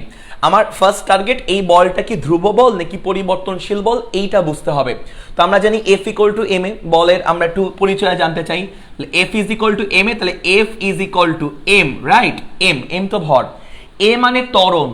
ত্বরণকে আমরা কি করতে পারি, dv বাই dt লিখতে পারি, কমন সেন্স এইটুকু আশা করি জানো যে সময়ের সাপেক্ষে বেগের পরিবর্তনের হার, বেগের পরিবর্তনকে ত্বরণ বলা হয়, তাহলে dv বাই dt। আচ্ছা, তাহলে এইটুকু আমরা বুঝলাম। তাহলে এবার খেয়াল করবা, f is equal to m, তাহলে ddt অফ v, না v, এটাকে এভাবে লিখতে পারবো, ছেলে এভাবে লিখতে পারবো v। আচ্ছা, v মানে কি, বেগ না? বেগকে আমরা কিভাবে লেখা যায়, বেগকে দেখো তো, বেগকে কিভাবে লেখা যায়, বেগ, ভেলোসিটিকে কিভাবে লেখা যায়, বেগ মানে কি ds বাই dt লেখা যায় বেগের পরিবর্তে। সময়ের সাথে স্মরণের পরিবর্তনকে বেগ বলে, তাহলে বেগের জায়গায় ds ভাগ dt লেখা যায়, ds dt, মানে ddt অফ s লেখা যায়, বেগের জায়গায় ddt অফ s লেখা যায় না, কারণ বেগ মানে কি সময়ের সাথে স্মরণের পরিবর্তনকে বেগ বলে, তাহলে বেগের জায়গায় ddt অফ s লিখলাম। তাহলে এই দুইটাকে ক্লাব করলে বা এই দুটাকে কম্বাইন করলে কি ফর্মুলা আসে খেয়াল করবা, তাহলে f is equal to m, আশা করি এইটুকু জানো। d আর ds কে কম্বাইন করলে আসবে d স্কয়ার s বাই কি বলতো, d square x s by dt square. তো আমাদের এই অঙ্কে স্মরণকে s নামে দেখেন, মানে স্মরণকে x দ্বারা s দিয়ে প্রকাশ করে নেই, x দিয়ে প্রকাশ করছে স্মরণকে। আমার এই অঙ্কে স্মরণকে x দিয়ে প্রকাশ করছে, তাই আমি x দিয়ে দিলাম স্মরণের জায়গায়। তো এইরকম একটা ফর্মুলা এখানে আসে, রাইট? আচ্ছা, তো এবার x এর একটা সমীকরণ দেওয়া আছে, দেখো এই যে x এর একটা সমীকরণ দেওয়া আছে, দেখতেছো, x is equal to thrice T minus 4t square plus t cube, x is equal two, দেখো x এর একটা ইকুয়েশন দেওয়া আছে। আচ্ছা, তো এখন তুমি যদি এই ফর্মুলাটা অ্যাপ্লাই করতে চাও, দেখো w is equal to integration of f dx, এই ফর্মুলা তুমি যদি অ্যাপ্লাই করতে চাও, তোমার আপার লিমিট এবং লোয়ার লিমিটের ভ্যালু ইউজ করতে হবে x এর, কারণ dx তাই। আপার লিমিট, লোয়ার লিমিট বা এই যে লিমিটের মানগুলো অ্যাপ্লাই করতে হবে x এর, বাট আমার লিমিটের মানগুলো দেওয়া আছে t এর, দেখো t ইকুয়াল টু 0 থেকে t ইকুয়াল টু 4, t এর লিমিট দেওয়া আছে, বাট আমার এখানে ব্যবহার করতে হবে x এর লিমিট। এটা কি পসিবল? পসিবল না। আমি কি এখানে t এর লিমিট জোর করে বসাই দিব? পসিবল না, তাই আমাদের আরো ক্যালকুলেশন করতে হবে, আরেকটু ভাঙতে হবে। তো খেয়াল করবা এখান থেকে একটু আগাই, তো দেখো এখান থেকে আমরা কি করতে পারি, f is equal to m, এটাকে কি লেখা যায়, x এর ভ্যালুটা আমরা বসাই দিই, তাহলে খেয়াল করবা d dt d square dt square, আর x এর যে ভ্যালু তো না, x এর যে ফরম্যাটটা বসাই দিই, থ্রাইস টি সমীকরণটা থ্রাইস টি মাইনাস 4t স্কয়ার থ্রাইস টি মাইনাস 4t স্কয়ার প্লাস টি কিউব, এই যে প্লাস টি কিউব লিখলাম, রাইট। আচ্ছা, তো এবার খেয়াল করবা একটু মন দিয়ে, এর মানে কি, এর মানে এই টার্মটাকে টি এর সাপেক্ষে দুইবার ডিফারেন্সিয়েশন করতে হবে। পর্যায়ক্রমিক অন্তরীকরণ করছো না, এই যে d square by dt square মানে কি, যে এই টার্মটাকে টি এর সাপেক্ষে ডাবল বার ডিফারেন্সিয়েশন করতে হবে। তাহলে ডাবল বার ডিফারেন্সিয়েশন করবো, আগে একবার করে নিই তারপর আরেকবার করতেছি, তাহলে দুইবার আমরা ডিফারেন্সিয়েশন করবো। তাহলে এখানে খেয়াল করো এম, এই যে এম, তাহলে খেয়াল করবা এই টার্মটারে ডাবল বার ডিফারেন্সিয়েশন করবো, একবার করি ফার্স্টে একবার, তাহলে এটাকে একবার ডিফারেন্সিয়েশন করি, তাহলে 3t কে ডিফারেন্সিয়েশন করলে কত হবে, 3 হবে, আমি জানি এইটুকু জ্ঞান তোমার আছে।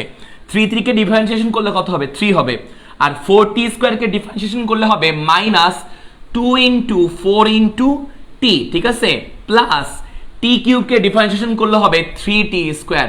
এইটুকু তো জানো না, এটা আমরা ডিফারেন্সিয়েশন করলাম, একবার ডিফারেন্সিয়েশন করছি, একবার করা হয়ে গেছে, তাহলে আরেকবার করতে হবে ডি ডিটি, এখন আবার স্কয়ারটা লেখো না, ডি ডিটি। তাহলে খেয়াল করবা দুইবার ডিফারেন্সিয়েশন করা লাগতো এটাকে, একবার করা হয়ে গেছে, তাই এটার উপর পাওয়ার আমি 1 কমাই দিছি, খেয়াল করতেছো, একবার ডিফারেন্সিয়েশন করা হয়ে গেছে, কিন্তু এই টার্মটাকে ডাবল বার ডিফারেন্সিয়েশন করতে হবে, তো একবার কিন্তু করে ফেলছি, তাই এখানে কিন্তু আমি আর স্কয়ার লিখি নাই, আরেকবার করতে হবে দেখে আমি একবার লিখছি, দেখো উপরে স্কয়ার বা 2টা দেই নাই, একবার লিখছি, কারণ আরেকবার করতে হবে, বুঝছো। খেয়াল করবা 3t কে ডিফারেন্সিয়েশন করলে হয় 3, দুনিয়ার সবাই এটা জানা উচিত, তাহলে 4 -4 কনস্ট্যান্ট -4 বাইরে বের হবে, t স্কয়ারকে ডিফারেন্সিয়েশন করলে হয় 2t, 4 আর 2, এই যে 4 আর 2 গুণ করতেছি, t প্লাস টি কিউবকে ডিফারেন্সিয়েশন করলে হয় 3t স্কয়ার, জানা উচিত এগুলো।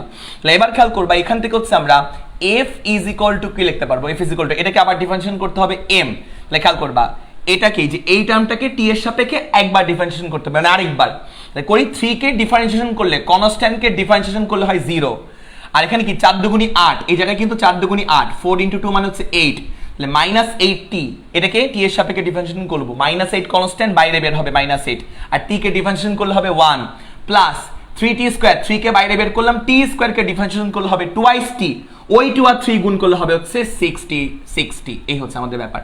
তাহলে এখান থেকে খেয়াল করবা f is equal to m into কি পাবো, m ইনটু 60 মাইনাস 8, m এর ভ্যালুটা বসায় দাও, m এর ভ্যালু, তাহলে f is equal to m এর মান 3 কেজি, 3 কেজি ভর, তাহলে 3 ইনটু 60 মাইনাস কি বলতো -8, তাহলে এখান থেকে আমরা f ইজ ইকুয়াল টু পাবো হচ্ছে 3 6 18t মাইনাস 3 8 24, তাহলে এবার আমারে বলবা এই f যেটা আমরা পেলাম, এই যে f আমারে বলো তো ভাইয়া, এই fটা কি পরিবর্তনশীল বল না ধ্রুব বল? ধ্রুব বল মানে এই fটা কি একটা সংখ্যা? কোনো সংখ্যা তো না, দেখো এই fটা t এর উপর নির্ভর করে, t এর এক একটা মানের জন্য আমি f এর এক একটা মান পাবো, t এর মান 1 হলে f এর মান একরকম পাবো, 2 হলে একরকম পাবো, 3 হলে একরকম পাবো, তাহলে t এর এক একটা মানের জন্য আমি f এর এক একটা মান পাবো, তাহলে অবশ্যই এবং অবশ্যই fটা হচ্ছে পরিবর্তনশীল বল। বলো বুঝতে পারছি কিনা, এইটুকু বুঝতে পারছি কিনা, পরিবর্তনশীল বল। আবারও বলি এইটুকু তুমি বুঝতে পারবা না যদি তুমি ডিফারেন্সিয়েশনের একটু তোমার জ্ঞান না থাকে।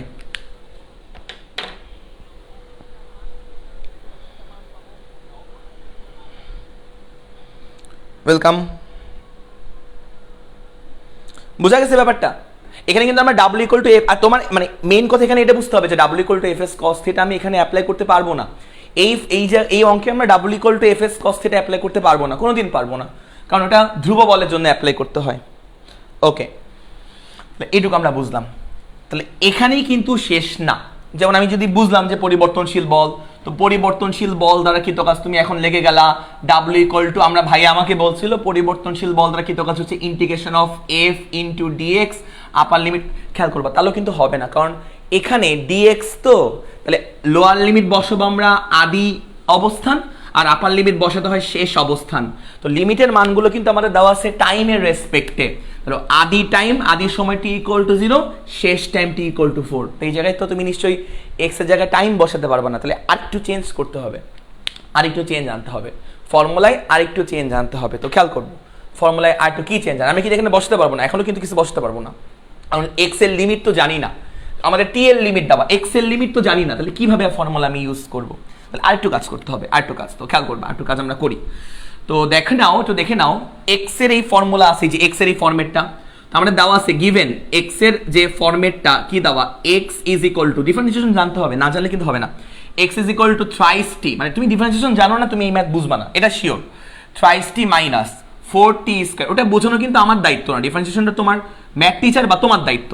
তাহলে খেয়াল করবা, এটা দেওয়া আছে, এটা দেওয়া আছে এক্স এর এই ইকুয়েশনটা, এটাকে একবার ডিফারেন্সিয়েশন করো টি এর সাপেক্ষে, সময়ের সাপেক্ষে অন্তরীকরণ করো, তাহলে dx বাই dt সময়ের সাপেক্ষে অন্তরীকরণ করো উভয় পক্ষে, তাহলে উভয় পক্ষে সময়ের সাপেক্ষে অন্তরীকরণ করে পাই, তাহলে dx বাই dt এখানে আমরা পাবো 3t কে, 3t কে ডিফারেন্সিয়েশন করলে হবে 3 বাইরে যাবে, t কে ডিফারেন্সিয়েট করলে হবে 1, তাহলে 3 মাইনাস 4t স্কয়ার কে ডিফারেন্সিয়েশন করলে হবে মাইনাস 4টা সামনে আসবে, t স্কয়ার কে ডিফারেন্সিয়েশন করলে হবে 2t, তাহলে 4 আর 2 গুণ করলে হবে 8, তাহলে একবারে হবে হচ্ছে 8t প্লাস t কিউব কে ডিফারেন্সিয়েশন করলে হয় 3t স্কয়ার, বুঝলাম?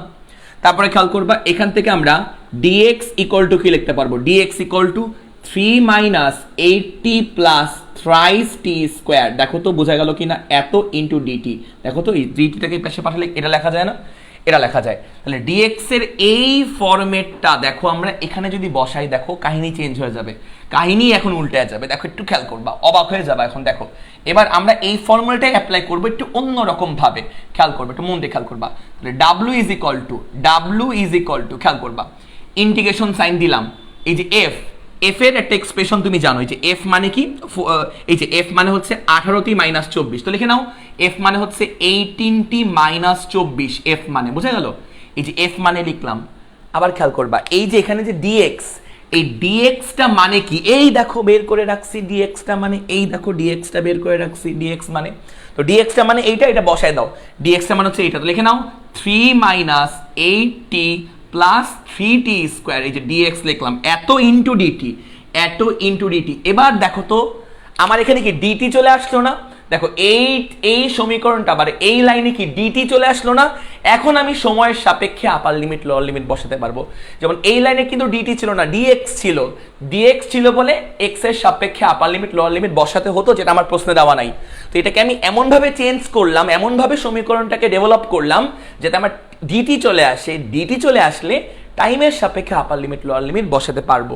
তাহলে এই জায়গায় আমরা লোয়ার লিমিট বসাবো হচ্ছে আমার আদি সময়, লোয়ার লিমিট বসাবো আদি সময় কত, আদি সময় 0, আর এখন আমি সময়ের ভ্যালু বসাচ্ছি, আর আপার লিমিট বসাবো শেষ সময় কত 4, এখন আমি সময়ের মানটা বসাচ্ছি।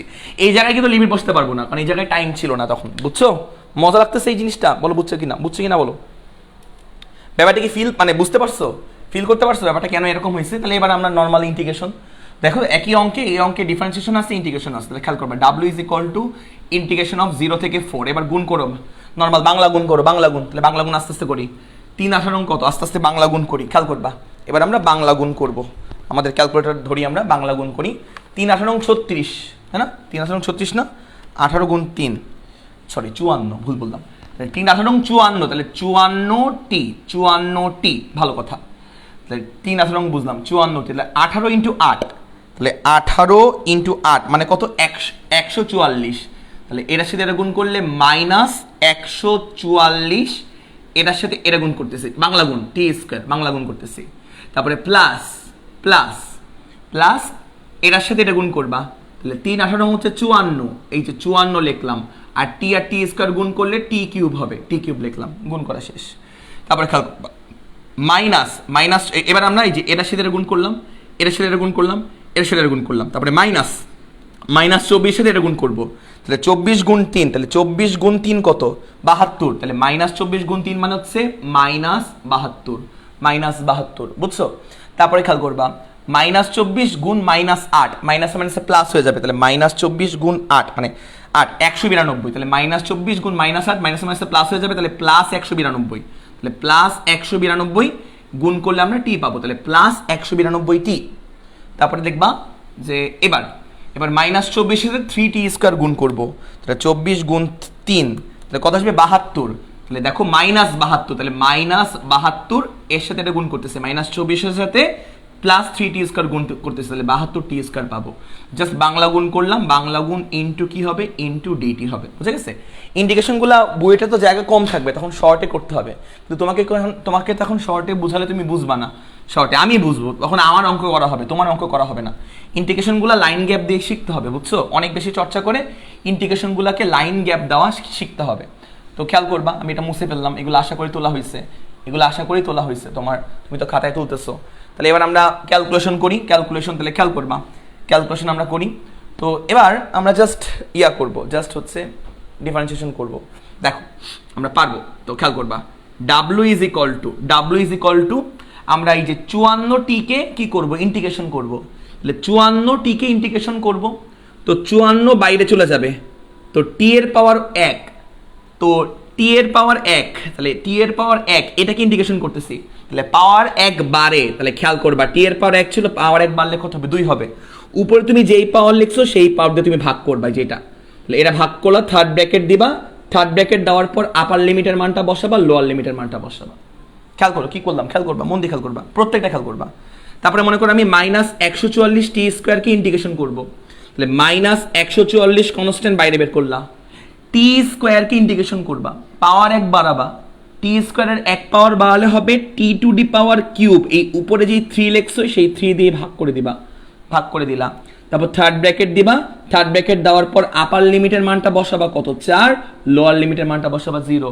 তারপর দেখবা এবার এই যে +54t কিউবকে ইন্টিগ্রেশন করবা, 54 কনস্ট্যান্ট বাইরে বের করো, 54কে বাইরে বের করবো, খেয়াল করো, খেয়াল করো, অবাক হবা না, মানে একটু খেয়াল করো, মনোযোগ দাও।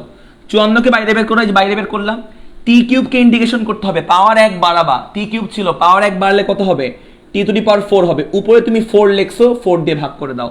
তারপরে কি করবা, তারপর থার্ড ব্র্যাকেট দিবা, থার্ড ব্র্যাকেট দেওয়ার পর আপার লিমিটের মান বসাবা, লোয়ার লিমিটের মান বসাবা। তুমি না বুঝলেও বুঝবা, এটা না বুঝলেও তুমি এটা বুঝে যাবা, যেটা আমি বলতেছি 0, ভালো কথা।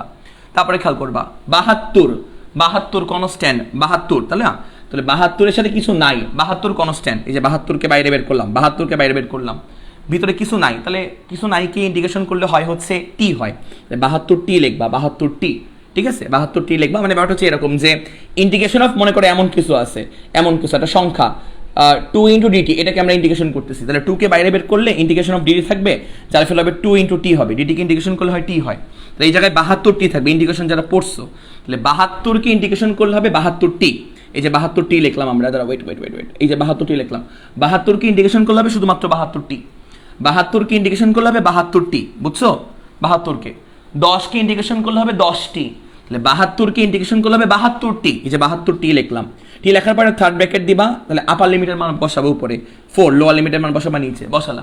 তারপরে খেয়াল করবা এবার হচ্ছে 192টিকে ইন্টিগ্রেশন করবা, 192টি, তাহলে 192 কনস্ট্যান্ট বাইরে বের করো, এই যে 192কে বাইরে বের করলাম, তাহলে ভিতরে থাকবে টি, তাহলে টি কে ইন্টিগ্রেশন করলে হবে পাওয়ার 1 বাড়বে, পাওয়ার ছিল কত, টি এর পাওয়ার 1 ছিল, টি এর পাওয়ার 1 আছে, পাওয়ার 1 বাড়বে, তাহলে 1 থেকে বেড়ে কত হবে, পাওয়ার 2 হবে, উপরে পাওয়ার 2 লিখছো, তাই 2 দিয়ে ভাগ করে দাও।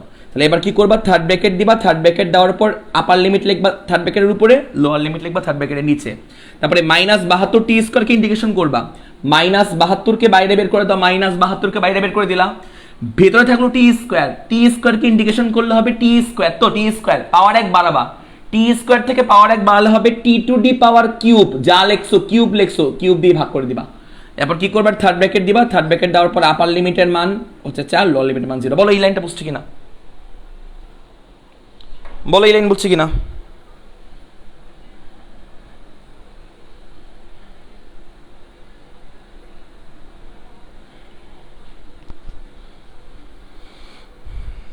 বলো এই লাইন বুঝছি কিনা,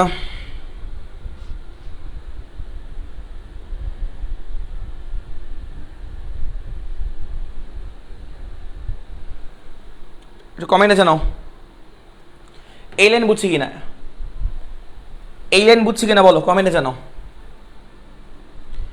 এই লাইন বুঝছি কিনা, কমেন্টে জানাও এই লাইন বুঝছি কিনা, একটু কমেন্টে জানাও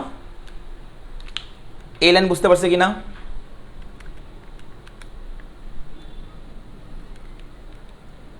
বলো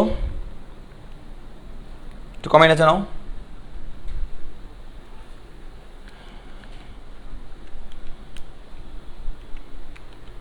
আচ্ছা এবার কিছু কাজ করি, 3 আর 72 কাটাকাটি করব, তাহলে 72 ভাগ 3 কত হবে? 72 ভাগ 3 24 হবে। তাহলে 3 আর 72কে কাটাকাটি করলে 24 হয়, তাহলে 3 আর 72কে কাটাকাটি করলে 72 ভাগ 3 মানে হচ্ছে 24। তাহলে এই জায়গায় 24 লিখতে পারো, লিখলাম। তারপর 192 ভাগ 2, তাহলে 192 ভাগ 2 তাহলে কত? 96। বলো তোমরা কমেন্টে জানা লাগো। 192 ভাগ 2 মানে কত? 96। এই যে 96 লিখলাম। তারপরে খেয়াল করবা 54 ভাগ 2, তাহলে 54 ভাগ 2 মানে কত? 27। তাহলে দেখো এই 2 ভাগ 54 তো, তাহলে 54 ভাগ 2 মানে হচ্ছে 27। এই যে 27 লিখলাম, বুঝা গেল? তারপরে খেয়াল করবা 144 ভাগ 3, তাহলে 144 ভাগ 3 মানে কত? এই যে 144 ভাগ 3 মানে 48। তাহলে 144 ভাগ 3 মানে হচ্ছে 48। এই যে 48 লিখলাম। তারপর 54 ভাগ 4, 54 ভাগ 4 দশমিকে আসবে, মানে আসুক, সমস্যা কি? 54 ভাগ 4, 54 ভাগ 4 কত আসে? 13.5। 54 ভাগ 4 হচ্ছে 13.5। তো লিখে নাও 54 ভাগ 4 মানে 13.5। বলো বুঝতে পারছি কিনা? ভিতরে আমার t⁴ ছিল। বলো বুঝতে পারছি কিনা?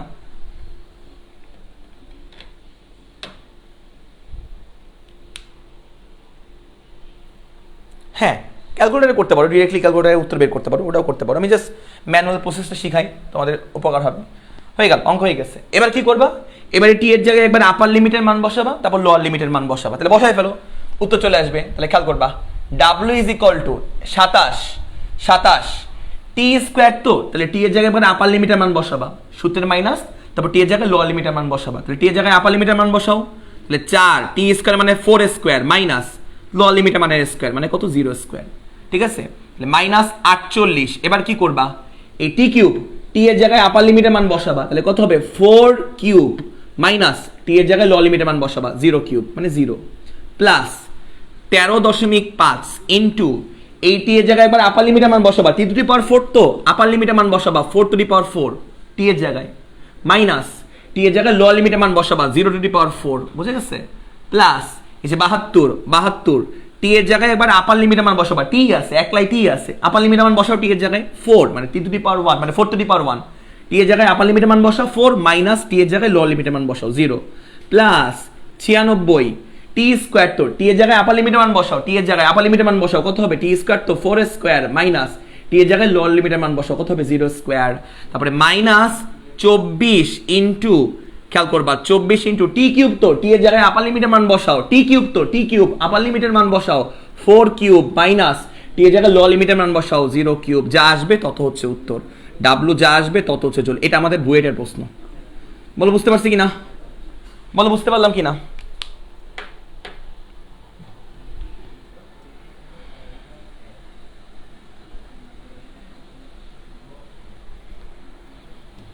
বলো বুঝতে পারলাম কিনা? একটু কমেন্ট দেখি, তোমাদের কমেন্ট দেখি। আমার এটা একটু সমস্যা করতেছে। হ্যাঁ বিশাল বলো, বলো বুঝতে পারছি কিনা? তো জানাও, ম্যাটটা বিশাল বড়। বলো বুঝতে পারছি কিনা? বিশাল বড়, বাট বুঝতে পারছি কিনা বলো। হ্যাঁ, যা আসবে তা হচ্ছে অ্যান্সার। দারুণ। তাহলে এটা গেল, এটা মুসলাম। আচ্ছা, এটা মুসলাম। তো এরপরে আমরা আরও কিছু করব, আরও কিছু ম্যাথ প্রবলেম করব। তো দেখো, করার চেষ্টা করি আরও কিছু ম্যাথ প্রবলেম।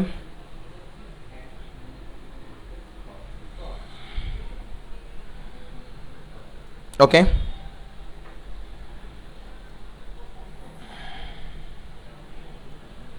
ওকে। এবার আমরা হচ্ছে থার্ড, যেটা ফোর্থ, 3 নাম্বার তো করলাম, 4 নাম্বার ম্যাথ প্রবলেম না, 4 নাম্বার।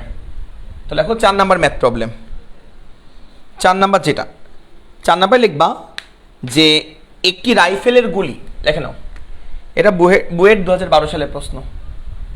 এটা অনেক পপুলার প্রশ্ন, বুয়েট 2012 সালের প্রশ্ন। তো লেখো একটি রাইফেলের গুলি, একটি রাইফেলের গুলি, একটি রাইফেলের গুলি, একটি রাইফেলের গুলি প্রতিটি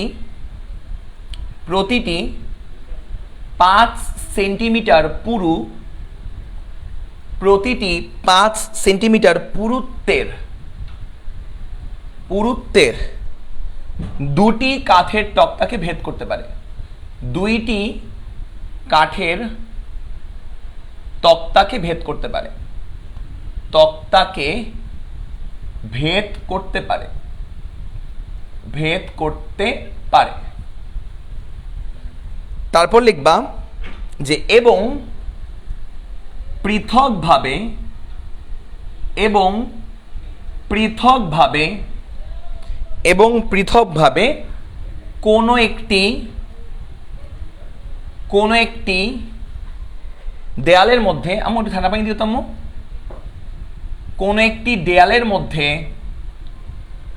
কোনো একটি দেয়ালের মধ্যে 20 সেন্টিমিটার ভেদ করতে পারে, 20 সেন্টিমিটার ভেদ করতে পারে। লেখো 20 সেন্টিমিটার ভেদ করতে পারে। লিখবা গুলিটি, গুলিটি কতটুকু, গুলিটি কতটুকু ভেদ করতে পারবে, ভেদ করতে পারবে, পারবে যদি, গুলিটি কতটুকু ভেদ করতে পারবে যদি উল্লিখিত, যদি উল্লিখিত তক্তার, যদি উল্লিখিত তক্তার একটি দেওয়ালের, দেওয়ালের, দেওয়ালের সামনে, সামনে সংযুক্ত করা থাকে, সংযুক্ত করা থাকে। লিখে নাও, এটা হচ্ছে আমাদের প্রশ্ন, খুব ফেমাস প্রশ্ন এটা।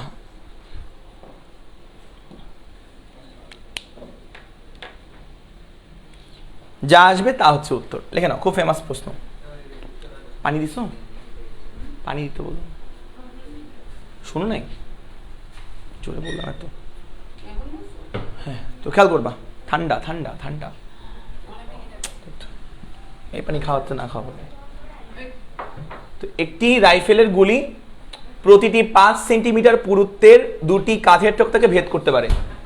খেয়াল করবা, তাহলে হচ্ছে দুইটা হচ্ছে তোমার তক্তা যার পুরুত্ব হচ্ছে 5 সেন্টিমিটার, তাহলে একটা রাইফেলের গুলি দুইটা এমন 5 সেন্টিমিটারের দুইটা কাঠের তক্তাকে ভেদ করতে পারে। তাহলে খেয়াল করবা, তো আমরা সলিউশনে চলে যাই। সলিউশনে কাঠের তক্তার ওয়াল, রাইট? আচ্ছা, তো এই হচ্ছে মনে করো আমার একটা কাঠের তক্তা, আমি কালো দিয়ে বুঝাই কাঠের তক্তা, এই একটা, আর এর সাথে লাগানো মনে করো আরেকটা কাঠের তক্তা। তো এরকম দুইটা কাঠের তক্তাকে অনায়াসে ভেদ করতে পারে একটা গুলি। আচ্ছা, তাহলে এই দেখো, এই মনে করো গুলি করা হয়েছে, এই হচ্ছে আমার বুলেটটা। তো এই বুলেটটা মনে করো আমি ধরলাম যে V0 বেগে, বা ধরো V0 বেগে হচ্ছে আঘাত করলো, V0 বেগে হচ্ছে তোমার V0 বেগে। এইটা আমি এখন তক্তার জন্য চিন্তা করতেছি, তক্তার জন্য আমি তক্তার মধ্যে ত্বরণটা বের করতে চাই, তক্তার মধ্যে ত্বরণটা আমরা বের করতে চাই, তক্তার মধ্যে ত্বরণ। তাহলে একটু খেয়াল করবা, মন দিয়ে খেয়াল করবা, মন দিয়ে। তাহলে এই যে একটা বুলেট, এই বুলেটটা V0 বেগে মনে করো এই যে কাঠের তক্তা, দুইটা কাঠের তক্তা, তো দুইটা কাঠের তক্তা মানে 5 সেন্টিমিটার 5 সেন্টিমিটার করে, মানে টোটালটা কয় সেন্টিমিটার? টোটালটা হচ্ছে আমাদের 10 সেন্টিমিটার, রাইট? আচ্ছা, তো একটা গুলি মনে করো এখান থেকে আঘাত করলো, ধরলাম V0 বেগে আঘাত করলো, তো বলছে দুইটা কাঠের তক্তাকে অনায়াসে ভেদ করে চলে যেতে পারে। মানে ভেদ, এটা মানে কি জানো? এটা মানে হচ্ছে বুঝতে হবে যে ভেদ করার পর লাস্টলি এই গুলির বেগ হয়ে যায় বা শেষ বেগ হয়ে যায় 0। মানে দুইটা কাঠের তক্তাকে ভেদ করার পর, মানে অতিক্রম করার পর লাস্টলি ওর বেগ হয়ে যায় কত? 0। লাস্টলি ওর বেগ হয়ে যায় কত? 0, রাইট? এইটুকু বুঝছো? এইটুকু লাস্টলি ওর বেগ হয়ে যায় হচ্ছে 0, মানে পুরোটুকু ভেদ করার পর। তো আমি ধরলাম তক্তার মধ্যে ত্বরণ, তক্তার মধ্যে যে ত্বরণ বা মন্দন বলতে পারি, মন্দন, যেহেতু বেগ 0 হয়ে যায়, তাহলে তক্তার মধ্যে মন্দনকে ধরলাম হচ্ছে A1, ধরলাম A1, তক্তার মধ্যে মন্দন। তো আমি জানি v² = u² মাইনাস কত মন্দন হলে, কারণ বেগ কমে যাচ্ছে, -2as। তো এই ফর্মুলা আমি অ্যাপ্লাই করব, v² মানে শেষ বেগের স্কয়ার, তো শেষ বেগ তো 0, তাহলে শেষ বেগ 0 মানে 0² = u মানে আদি বেগ, আদি বেগকে আমি v0 ধরছি, তাহলে v0² মাইনাস 2 ইন্টু আমার এখানে মন্দনকে A1 ধরতেছি, আর সরণ হচ্ছে 10 সেন্টিমিটার, 10ই সেন্টিমিটারে রাখো, সমস্যা নেই, সরণ হচ্ছে 10 সেন্টিমিটার, 10ই রাখো, সমস্যা নেই। তাহলে এখান থেকে আমরা কি করলাম? এখান থেকে আমরা পাবো হচ্ছে তোমার v0² = আমরা পাবো হচ্ছে 10 দুগুণে 20 ইন্টু A1, তাহলে 20 ইন্টু A1 পাবো, 20 ইন্টু A1 পাবো। 10 দুগুণে 20, 20 A1 R V not square. তাহলে এখান থেকে আমরা A1টা বের করতে পারবো। তাহলে A1 ইজ ইকুয়াল টু হবে হচ্ছে V নট স্কোয়ার বাই 20। বোঝা গেল ব্যাপারটা? তাহলে এই A1 মানে হচ্ছে তক্তার মধ্যে ত্বরণ। তাহলে তক্তার মধ্যে কতটুকু মন্দন কাজ করে, কতটুকু মন্দন, সেই মন্দনটা আমরা বের করে ফেললাম তক্তার মধ্যে। বুঝছো? তক্তার মধ্যে কতটুকু মন্দন কাজ করে। আচ্ছা, তো এবার আমরা দেখবো যে ওয়ালের মধ্যে কতটুকু মন্দন কাজ করে। ওয়াল, আমরা দেখবো এখন ওয়ালে বা দেয়ালে মন্দন। তাহলে ওয়ালে মন্দন, ওয়ালের মধ্যে কতটুকু মন্দন কাজ করে। তাহলে ওয়ালের মধ্যে মন্দন বা ওয়ালের মধ্যে মন্দন, ওয়ালের মধ্যে মন্দন, ওয়াল মানে দেয়াল, মন্দনকে আমি ধরলাম A2 ধরলাম। ওয়ালের মধ্যে যতটুকু মন্দন কাজ করে ওয়াল। তাহলে ওয়াল বলছে আমাকে কি বলছে, যে পৃথকভাবে একটা ওয়ালকে সে ভেদ করতে পারে। একটা ওয়াল, দেয়াল, অন্য কাল দিয়ে আঁকি, লাল কাল দিয়ে আঁকি। তো মনে করো এই হচ্ছে আমাদের ওয়াল, এই একটা ওয়ালকে সে ভেদ করতে পারে, একটা ওয়াল। তো আমার এই একটা ওয়ালের পুরুত্ব হচ্ছে 20 সেন্টিমিটার একটা ওয়াল। একটা ওয়ালের তোমার হচ্ছে পুরুত্বই 20 সেন্টিমিটার। এই 20 সেন্টিমিটার মানে এইখান থেকে এটুকু হচ্ছে 20 সেন্টিমিটার। তো 20 সেন্টিমিটার একটা ওয়ালকে পুরোপুরি ভেদ করতে পারে হচ্ছে এই বুলেটটা, পুরোপুরি। তো ধরলাম এই বুলেটটাকে আমি হচ্ছে V নট বেগে এই ওয়ালে আঘাত করালাম, V নট বেগে। তো পুরোটা অতিক্রম করার পর যখন সে অতিক্রম করবে শেষ বেগটা কিন্তু 0 হবে। তাহলে 20 সেন্টিমিটার অতিবাহিত করার পর শেষ বেগটা কত হবে? 0 হবে, ওয়ালের মধ্য দিয়ে। তো এই ওয়ালের মধ্য দিয়ে অতিক্রম করার সময় তার বেগ কমে গেছে, বেগ কমে গেছে মানে কি মন্দন হয়েছে। তো মন্দনটা হচ্ছে আমি ধরলাম A2, বেগটা কমে গেছে, মন্দন হয়েছে, এবং একটাই ওয়ালকে সে ভেদ করছে। তাহলে আমার এই ওয়ালের মধ্যে মন্দনটা বের করা লাগবে। তাহলে আমরা জানি শেষ বেগ square, V square equal to U square minus 2 AS, basic formula. V মানে শেষ বেগ, তো শেষ বেগ তো 0, কারণ অতিক্রম করে ফেলছে, শেষ বেগ 0। তাহলে শেষ বেগ 0, এই যে 0 ধরলাম, তাহলে 0 ইজ ইকুয়াল টু ইউ মানে আদি বেগ স্কয়ার, তাহলে V naught square minus 2 A2 ধরলাম, আর এখানে S হচ্ছে 20 সেন্টিমিটার, তাহলে S হচ্ছে 20। তাহলে এখান থেকে আমরা পাবো হচ্ছে V naught square is equal two কত বলো তো? ইজ ইকুয়াল টু পাবো 40 ইন্টু A2। তাহলে এখান থেকে আমরা A2 ইজ ইকুয়াল টু পাবো, A2 ইজ ইকুয়াল টু পাবো 40 by V naught square, 40 by V naught square. তাহলে এইখান থেকে আমরা পাবো হচ্ছে 40 বাই V নট স্কয়ার। তাহলে এই A2টা হচ্ছে আমার ওয়ালের মধ্যে মন্দন, আর এই A1টা হচ্ছে আমার তোমার তক্তার মধ্যে মন্দন। তক্তার মধ্যে কতটুকু মন্দন কাজ করে আর ওয়ালের মধ্যে কতটুকু মন্দন কাজ করে ওইটা আমরা বের করলাম। মন্দন বা ত্বরণ কাজ করে, ঋণাত্মক ত্বরণ। তো এই হচ্ছে কথা। তো এটা আমরা ফার্স্টে বের করলাম। বোঝা গেল এই ব্যাপারটা? এই ব্যাপারটা মনে হয় বোঝা গেল, এই ব্যাপারটা মনে হয় বোঝা গেল, রাইট?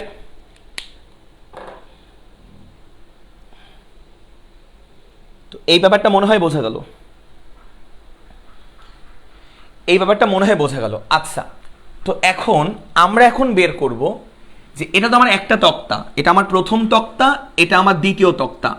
তো প্রথম তক্তা তো ইজিলি ভেদ করতে, মানে ভেদ করার পর, মানে এই বুলেটটা প্রথম তক্তা ভেদ করার পর যখন এই পয়েন্টে আসবে তখন অবশ্যই তার একটা বেগ তো অবশ্যই থাকবে প্রথম তক্তা ভেদ করার পর। এই বুলেটটা প্রথম তক্তা ভেদ করার পর যখন এই পয়েন্টে আসবে অবশ্যই তার একটা বেগ থাকবে। এই বেগটাকে আমি ধরলাম হচ্ছে ভি ড্যাশ। কি ধরলাম আমরা? ভি ড্যাশ ধরলাম। প্রথম তক্তা, কারণ এই দুইটা তক্তাকে ভেদ করার পরে গিয়ে এই পয়েন্টে তার বেগটা 0 হয়, বাট প্রথম তক্তা ভেদ করার পর এই পয়েন্টে কিন্তু তার একটা অবশ্যই বেগ আছে। তাহলে আমি এখন বের করব প্রথম তক্তা ভেদ করার পর তার এই বেগটার ভ্যালু কত। তাহলে দেখো প্রথম তক্তা ভেদ করার পর বেগ, তাহলে দেখো বুলেটটির বেগ আমরা বের করব, বেগ যেটা হচ্ছে ভি ড্যাশ, কখন? প্রথম তক্তা ভেদ করার পর। কারণ প্রথম তক্তা ভেদ করার পর কিন্তু কারণ প্রথম তক্তা ভেদ করার পর কিন্তু তার বেগ 0 হয়ে যায় নাই, দুইটা তক্তা ভেদ করার পর লাস্টলি তার বেগ 0 হয়েছে। বাট যখন সে 1 নম্বর তক্তা ভেদ করছে এই পয়েন্টে তার একটা বেগ আছে, নাহলে সে এতদূর গেল কেমনে, নাহলে সে এইটুকু 5 সেন্টিমিটার কেমনে অতিক্রম করলো। এই পয়েন্টে বেগটা কত হবে, মানে প্রথম তক্তা ভেদ করার পর তার বেগটা কত হবে, এটা আমরা বের করতে চাই। তাহলে আমরা জানি v is equal to u v square equal to u square minus কত বলতো, মাইনাস 2 as, রাইট? এটা হচ্ছে বেসিক ফর্মুলা। তো শেষ বেগ কত এই পয়েন্টে প্রথম তক্তা ভেদ করার পর? প্রথম তক্তা আঁকি, এই হচ্ছে আমার প্রথম তক্তা, এই যে আমি আঁকলাম, এটাই আমি আঁকলাম, এই যে এই প্রথম তক্তা এখানে আমি আঁকলাম। তো প্রথম তক্তায় কত বেগে আঘাত করে? ভি নট বেগে আঘাত করে। প্রথম তক্তা ভেদ করার পর তার শেষ বেগ কত হয়? ভি প্রাইম হয়। আমি ধরলাম প্রথম তক্তা ভেদ করার পর এই পয়েন্টে বেগটা ভি প্রাইম। তাহলে এখন আমরা বের করব শেষ বেগ স্কয়ার, মানে ভি প্রাইম স্কয়ার। তাহলে V prime square is equal to আদি বেগ হচ্ছে ভি নট, তাহলে V nought square minus 2 into তক্তার মধ্যে ত্বরণ। তক্তার মধ্যে ত্বরণ কিন্তু a1, তাহলে এখানে কিন্তু a1 হবে, তক্তার মধ্যে ত্বরণ, তাহলে 2a1। সরণ কতটুকু হবে? তাহলে প্রথম তক্তার কতটুকু সরণ হয়েছে? প্রথম তক্তা 5 সেন্টিমিটার, তাহলে প্রথম তক্তায় অতিক্রান্ত সরণ কিন্তু আমার 5 সেন্টিমিটার, এখানে 5 বসালা। তাহলে এখান থেকে আমরা দেখো কি করতে পারি, এইটুকু আমরা বুঝতে পারছি, এইটুকু কিন্তু আমরা বুঝতে পারছি, এইটুকু বুঝতে পারছি কিনা আমাকে কমেন্টে জানাও, এইটুকু বুঝতে পারছি কিনা বলো, একটু কমেন্টে জানাও, এইটুকু বুঝতে পারলাম কিনা একটু কমেন্টে জানাও, এইটুকু আশা করি এইটুকু আমরা বুঝতে পারছি। আচ্ছা, আশা করি এইটুকু আমরা বুঝতে পারছি। তো এবার খেয়াল করবা, এবার আমি V prime square is equal two, খেয়াল করবা, V nought square minus 2 into a1। a1 মানে কি, যে এই টার্মটা না, a1 মানে, এই যে a1 মানে ভি নট স্কোয়ার বাই 20, তাহলে a1 মানে হচ্ছে ভি নট স্কোয়ার ভাগ 20, আর এখানে হচ্ছে 5, রাইট? আচ্ছা, আর 2 আর 20 ভাগ করো, তাহলে 2 আর 20 হলে নিচে থাকবে 10, বা এভাবে চিন্তা করতে পারো 10, 2 আর 20, বা এখানে এভাবে চিন্তা করো 2 ভাগ 20 ছিল, দেখো এখানে ছিল 2as, তো 2 ইন্টু a1, a1 এর ভ্যালু আমি বসাইছি, যে a1 এর ভ্যালু আমি বসাইছি, a1 এর ভ্যালু, তাহলে 5 দুগুণি 10, তাহলে 5 দুগুণি 10, তাহলে এই 10 এর 0 কাটে, তাহলে এখান থেকে থাকবে হচ্ছে, খেয়াল করবা, V prime square is equal to, এখান থেকে হচ্ছে V nought square minus V nought square ভাগ 2, তাহলে এখান থেকে ভি নট স্কোয়ারটা কমন নাও, তাহলে V prime square is equal to V nought স্কোয়ারটা কমন নাও, থাকবে হচ্ছে 1 মাইনাস হাফ, তাহলে 1 মাইনাস হাফ, তাহলে 1 মাইনাস হাফ মানে হচ্ছে হাফ, তাহলে খেয়াল করবা, V prime square equal to V nought square into half, বুঝছো? Into half. তাহলে এখান থেকে ভি প্রাইম এর ভ্যালু যদি তুমি বের করতে চাও, ভি প্রাইম, তাহলে V prime is equal to, root করো, ভি নটকে রুট করলে হবে, ভি নট স্কোয়ারকে রুট করলে, মানে উভয় পক্ষে রুট করো, তাহলে ভি প্রাইম স্কোয়ারকে রুট করলে ভি প্রাইম, আর ভি নট স্কোয়ারকে রুট করলে ভি নট, আর এটাকে রুট করলে হবে 1/√2, তাহলে 1/√2, তাহলে এখানে আমার V prime is equal to পাবো হচ্ছে ভি নট বাই √2, দেখো বুঝো কিনা, ভি নট বাই √2, তাহলে এইটুকু বেগ থাকবে প্রথম তক্তা ভেদ করার পর, এইটুকু বেগ থাকবে, তাহলে প্রথম তক্তা ভেদ করার পর এই পয়েন্টে এইটুকু বেগ থাকবে, প্রথম তক্তা ভেদ করার পর, রাইট? প্রথম তক্তা ভেদ করার পর এইটুকু বেগ থাকবে। আচ্ছা, তো আমাদের প্রশ্নে কি বলছে? প্রশ্নে বলছে আমাদের একটা দেয়াল আছে, এই দেখো, এই হচ্ছে আমাদের ওয়াল, এই হচ্ছে আমার ওয়াল, তো এই ওয়ালের সামনে যদি আমি একটা তক্তা রাখি, ওয়ালের সামনে মনে করে আমি একটা তক্তা রাখলাম, এই একটা তক্তা, তখন যদি গুলি করা হয়, তখন গুলি করলে সেই গুলিটা ওয়ালকে কতটুকু ভেদ করবে? তো খেয়াল করবা, এই দেখো, এটা আমার ওয়াল, ওয়ালের সামনে তক্তা রাখা হয়েছে, তক্তা, তো এখন যদি গুলি করা হয় তাহলে কতটুকু ভেদ করবে ওয়ালের মধ্যে, এটা আমাদের বের করতে হবে। তাহলে ওয়ালের মধ্যে কতটুকু ভেদ করবে এটা আমাদেরকে বের করতে হবে। তাহলে দেখো, এখন যদি গুলি করা হয়, তাহলে দেখো, প্রথম তক্তা ভেদ করার পর এই পয়েন্টে গুলির বেগ কত? ওই যে ভি প্রাইম না, প্রথম তক্তা ভেদ করার পর এই পয়েন্টে গুলির বেগ হচ্ছে ভি প্রাইম না, এই পয়েন্টে গুলির বেগ হচ্ছে ভি প্রাইম। তো আমি ধরলাম যে কিছুটা পথ ওয়ালের মধ্যে অতিক্রম করলে এই পয়েন্টে গুলিটা থেমে গেল, এই পয়েন্টে গুলির শেষ বেগ কত? এই পয়েন্টে গুলির শেষ বেগ ভি ইজ ইকুয়াল টু 0 না, বলো তো? তো আমি ধরলাম প্রথম তক্তা সে ভালোভাবে অতিক্রম করে এই পয়েন্টে, প্রথম তক্তা সুন্দর মতন অতিক্রম করে এই পয়েন্টে তার বেগ হয়ে গেল ভি প্রাইম, ওই যে ভি প্রাইম, প্রথম তক্তা অতিক্রম করার পর এই পয়েন্টে বেগ ভি প্রাইম, দেন সেই ভি প্রাইম বেগ নিয়ে ওয়ালের মধ্যে কিছুটা পথ অতিক্রম করলো, সেই কিছুটা পথকে তুমি এক্স ধরো, তো এখান থেকে এইটুকু এক্স পরিমাণ পথ অতিক্রম করে এই পয়েন্টে তার বেগটা 0 হয়ে গেল, ওই এক্স এর ভ্যালুটা আমার বের করতে হবে। আবার সেইখানে v square equal to u square, মন্দন হয়েছে -2 as, এটা আমরা বেসিক ফর্মুলা। তো শেষ বেগ তো 0, তাহলে শেষ বেগ হচ্ছে 0 বসাই দাও, তাহলে 0 ইজ ইকুয়াল টু ইউ মানে আদি বেগ, খেয়াল করবে এখানে কত বেগে প্রবেশ করতেছে, আদি বেগ হচ্ছে ভি প্রাইম, তাহলে আদি বেগ স্কোয়ার মানে ভি প্রাইম স্কোয়ার -2 ইন্টু এ মানে ত্বরণ, তো ওয়ালের মধ্যে আমরা হিসাব করতেছি, তাহলে ওয়ালের মধ্যে মন্দন কিন্তু a2, ওয়ালের মধ্যে হিসাব করতেছি এক্স, ওয়ালের মধ্যে, তাহলে ওয়ালের মধ্যে মন্দন কিন্তু a2, তাহলে 2 a2 s মানে সরণ আমি ধরছি এক্স, এই এক্স এর ভ্যালুটা আমার বের করতে হবে। তো খেয়াল করবা, এখান থেকে হচ্ছে আমার, দেখো এখান থেকে আমরা পাবো হচ্ছে V prime square is equal two 2 into a2 এর ভ্যালু তুমি জানো যে a2 হচ্ছে আমার এটা, তো এই যে এটা হচ্ছে আমার 40 ভাগ ভি নট স্কোয়ার, এটা হচ্ছে আমার a2, সাথে হচ্ছে আমার এক্স, রাইট? সাথে হচ্ছে আমার এক্স, রাইট। তাহলে এবার দেখবা ভি প্রাইম স্কোয়ার, দেখো ভি প্রাইম স্কোয়ার, তো ভি প্রাইম মানে কি, আবার ভি প্রাইম মানে v naught by root over two, V naught by root over two, তাহলে ভি প্রাইম স্কোয়ার তো না, তাহলে ভি প্রাইম স্কোয়ার মানে হচ্ছে V naught by root over two, V naught by root over two তার square, ঠিক আছে, v naught by root over two তার স্কোয়ার। তাহলে এখানে হচ্ছে আমার 40 দুগুণি 80, 40 দুগুণি 80, তাই তো? আচ্ছা, আর নিচে হচ্ছে আমার ভি নট স্কোয়ার, সাথে আমার কি বলতো, সাথে আমার এক্স, দেখো তো ঠিক আছে কিনা।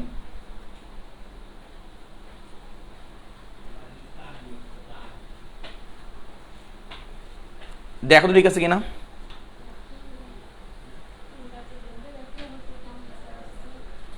ঠিক আছে,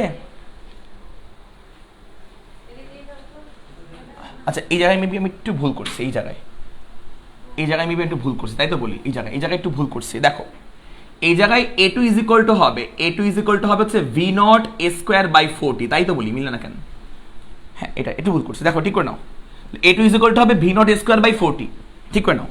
এ টু ইজ ইকুয়াল টু হবে ভি নট স্কোয়ার বাই 40, এবার মিলে যাবে।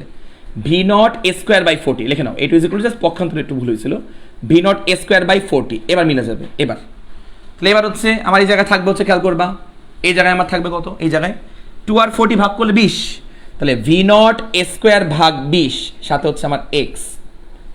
তাহলে এবার এটাকে স্কোয়ার করো, স্কোয়ার করে থাকবে হচ্ছে ভি নট স্কোয়ার ভাগ রুট 2 কে স্কোয়ার করলে 2 ইজ ইকুয়াল টু, এখানে থাকবে হচ্ছে ভি নট স্কোয়ার এক্স ভাগ 20, এই তো মিলে গেল, মিলে গেছে। তাহলে ভি নট স্কোয়ার কাটা, আর 2 আর 20 কাটলে হবে 10, তাহলে এখানে এক্স এর ভ্যালু আসবে, সবকিছু সেন্টিমিটার কিন্তু বসাইছি, 40 সেন্টিমিটার বসাইছি, সবকিছু সেন্টিমিটারে বসাইছি, তাহলে এক্স এর ভ্যালু আসবে 10 সেন্টিমিটার, 10 সেন্টিমিটার, কারণ সবকিছু সেন্টিমিটার করে বসিয়ে। এই হচ্ছে আমার উত্তর, বলো বুঝতে পারছি কিনা। এটা একটু শর্টে করা যায়, এই ম্যাথটা মেথড 1 দাও, মেথড নাম্বার 1 দাও, এই ম্যাথটা আর একটু শর্টে করা যায়, আর একটু শর্টে করা যায় এই ম্যাথটা।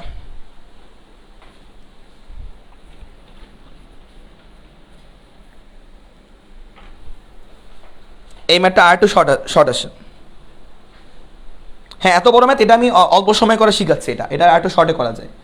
এটা মেথড নাম্বার 1 দাও, এটা হচ্ছে মেথড নাম্বার 1, এটা আর একটু শর্টে করা যায়, এটা আর একটু শর্টে করা যায়।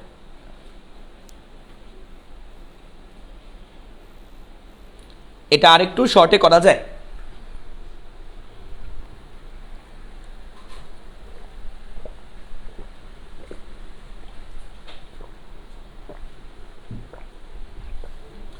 বুঝতে পারছি,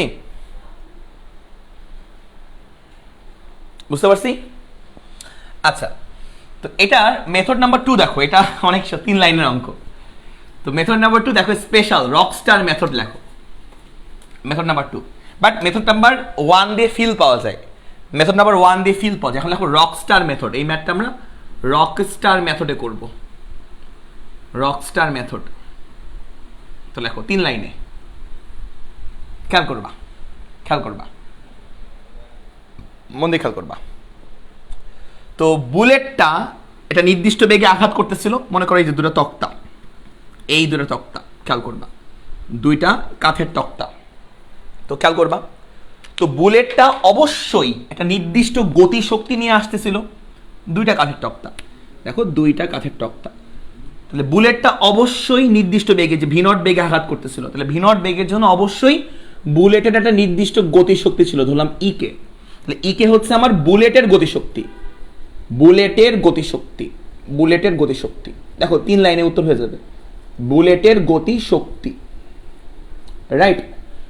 তো বলছিল যে তক্তা যদি হয়, তক্তা যদি হয়, তক্তা, তক্তা কাঠের তক্তা, তো টি ফর তক্তা, তক্তা যদি হয় তাহলে ইজিলি দুইটা তক্তাকে ভেদ করে লাস্টলি বুলেটটা এখান থেকে শূন্য বেগ নিয়ে বের হবে, মানে বুলেটটা এখানে শেষ বেগ হবে 0, যার ফলে এখানে কিন্তু গতিশক্তি 0 হয়ে যাবে, এখানে কিন্তু আমার বুলেটের গতিশক্তি কত হয়ে যাবে, 0 হয়ে যাবে, কারণ বেগ শূন্য, বেগ শূন্য হলে গতিশক্তি 0 হয়ে যায়। তাহলে বুলেটটা কে গতিশক্তি নিয়ে আঘাত করে, এই জায়গায় তার গতিশক্তি 0 হয়ে যায়, রাইট। তাহলে আমাদের বলো তো, একটা তক্তা ভেদ করার পর এই পয়েন্টে বুলেটটার গতিশক্তি কত হবে, ইকে বাই 2 হবে না, মানে অর্ধেক হবে না, অর্ধেক, একটা তক্তা ভেদ করার পর, তাই না? দেখো একটা তক্তা ভেদ করার পর এই পয়েন্টে বুলেটের গতিশক্তি কি অর্ধেক হয়ে যাবে না, কারণ অ্যাট দ্য এন্ড তো 0 হয়ে যাবে, কারণ এখানে বেগটা শূন্য হয়ে যাবে। একটা তক্তা ভেদ করার পর বুলেটের গতিশক্তি কত? ইকে by two. E K by two হচ্ছে একটা তক্তা ভেদ করার পর, একটা তক্তা ভেদ করার পর, একটা তক্তা ভেদ করার পর বুলেটের গতিশক্তি, বুলেটের গতিশক্তি এটা হচ্ছে আমার ইকে বাই কত বলতো? 2। Common sense, just common sense, use your common sense, right? এইটুকু বুঝছো? এইটুকু বুঝছো? তারপরে এটা গেল তক্তার জন্য। বাট আমি যদি বলি, আমি যদি এইটা বলি, খেয়াল করব, আমি যদি তোমাকে এটা বলি, এটা বলি একটা দেয়াল বা ওয়াল, এই একটা ওয়াল, এই যে একটা ওয়াল, এই যে একটা ওয়াল, তাহলে এই যে ওয়াল, এই ওয়ালকে, এই ওয়ালকে, একটা পুরো ওয়ালকে এই বুলেটটা অতিক্রম করতে পারে। তাহলে একটা পুরো ওয়ালকে অতিক্রম করতে কতটুকু তার গতিশক্তি লাগে? ইকে পরিমাণ গতিশক্তি কিন্তু খরচ হয় একটা ওয়ালকে ভেদ করতে, একটা ওয়ালকে, বুঝছো? একটা ওয়ালকে ভেদ করতে, একটা দেয়ালকে। তো দেয়ালটা কত সেন্টিমিটার বলো তো? 20 সেন্টিমিটার। তাহলে আমি বলতে পারি 20 সেন্টিমিটারের একটা ওয়ালকে অতিক্রম করতে ইকে পরিমাণ গতিশক্তি এর লাগে, মানে ইকে গতিশক্তি খরচ হয়। এখানে কিন্তু তার গতিশক্তি 0 হয়ে যাবে, এখানে তার গতিশক্তি কিন্তু 0 হয়ে যাবে। তাহলে 20 সেন্টিমিটারের একটা ওয়ালকে পুরোপুরিভাবে অতিক্রম করতে ইকে পরিমাণ গতিশক্তি লাগে, পুরোপুরিভাবে অতিক্রম করতে, পুরোপুরিভাবে অতিক্রম করতে ইকে পরিমাণ গতিশক্তি লাগে, রাইট? তাহলে আমি বলতে পারি, দেখো ইকে গতিশক্তি, দেখো ইকে গতিশক্তিতে, ইকে গতিশক্তিতে, ইকে গতিশক্তিতে একটি, ইকে গতিশক্তিতে একটি ওয়াল, একটি ওয়ালের কতটুকু অতিক্রম করে বলো তো? মানে একটি ওয়ালের কতটুকুতে প্রবেশ করে? একটি ওয়ালে প্রবেশ করে 20 সেন্টিমিটার, প্রবেশ করে 20 সেন্টিমিটার, বলতে পারি 20 সেন্টিমিটার, 20 সেন্টিমিটার ইকে গতিশক্তিতে। ইকে গতিশক্তিতে একটা ওয়াল পুরোপুরি কাভার করে, পুরোপুরি কাভার করে 20 সেন্টিমিটার, একটি ওয়ালে প্রবেশ করে 20 সেন্টিমিটার ইকে গতিশক্তিতে। এই লাইনটা তো বুঝছো? তাহলে অতএব এক গতিশক্তিতে একটি ওয়ালে প্রবেশ করে কতটুকু সেন্টিমিটার? 20 ভাগ ইকে, 20 ভাগ ইকে সেন্টিমিটার। অতএব খেয়াল করবা, এই ওয়ালের সামনে, এই ওয়ালের সামনে যদি আমি একটা তক্তা দিই, একটা তক্তা, এই ওয়ালের সামনে যদি আমি একটা তক্তা দিই, তাহলে খেয়াল করবা এখান দিয়ে বুলেট আসার পর এই জায়গায় একটা তক্তা ভেদ করার পর, একটা তক্তা ভেদ করার পর বুলেটের গতিশক্তি কত বলো তো? ইকে বাই 2। তাহলে একটা তক্তা ভেদ করার পর এই পয়েন্টে ইকে বাই 2 গতিশক্তি থাকবে। তো আমার এখন টার্গেট হচ্ছে এইটুকু গতিশক্তি দিয়ে এই ওয়ালের কতটুকু প্রবেশ করবে, এতটুকু। খেয়াল করো, কারণ এই পয়েন্টে ইকে বাই 2 গতিশক্তিতে আঘাত করা হচ্ছে। যদি ইকে গতিশক্তিতে আঘাত করা হতো তাহলে পুরোটুকুই ক্রস করতো। বাট এখন সামনে একটা তক্তা থাকার কারণে, এখানে তক্তা থাকার কারণে, তাহলে একটা তক্তা ভেদ করার পর এই পয়েন্টে তার গতিশক্তি হবে ইকে বাই 2। এই ইকে বাই গতিশক্তি নিয়ে সে কতটুকু পরিমাণ দূরত্ব ওয়ালের মধ্যে অতিক্রম করবে এটা আমরা বের করবো।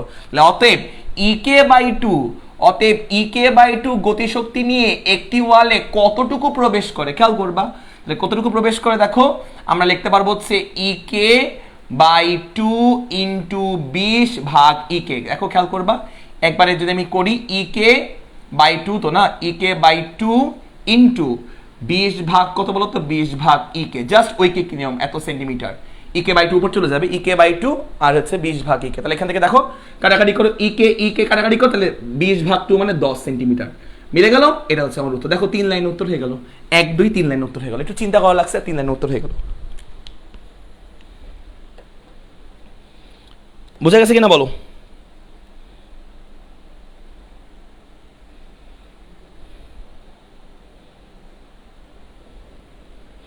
হ্যাঁ, বড় করে করলে ফিল পাওয়া যায়, বড় করে করলে ফিল পাওয়া যায়। এটা ছোট করে করছি, বুঝতে পারছি। থ্যাংক ইউ আবু সাদাত সায়েম, তোমাদের অসাধারণ হচ্ছে ম্যাথমেটিক্স টিচার আবু সাদাত সায়েম ভাইয়া চলে আসছে আমাদের সাথে ক্লাস করতে।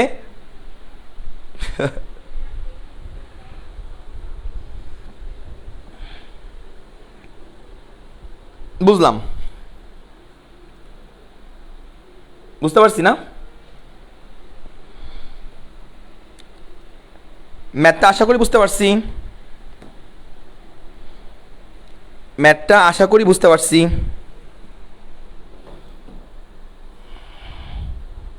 আচ্ছা, তো দেখো এরপরে আরো কয়েকটা ম্যাথ করাই, আরো কয়েকটা ম্যাথ। তো লেখো। ওকে, তো আমরা বড় বড় ম্যাথ করছি, ওদের টাইম লাগতেছে, আর তোমাদের বুঝাই বুঝাই করাচ্ছি, বুঝছো? ওকে, তো লেখো এরপর হচ্ছে বুয়েট 2013 সালের, এরপরের কোশ্চেন নাম্বার জানি না, বুয়েট 2013 সালের লেখো, ঠিক আছে? সেটা হচ্ছে যে একটি ইঞ্জিন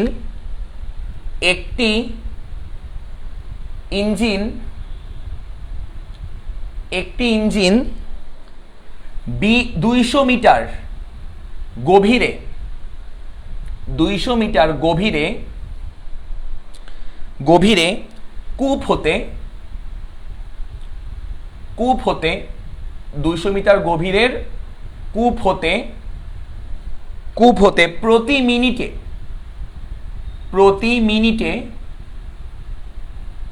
মিনিটে 500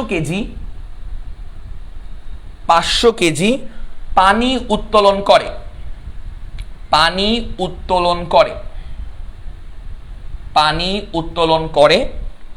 তাহলে একবার যদি 20% ক্ষমতার অপচয়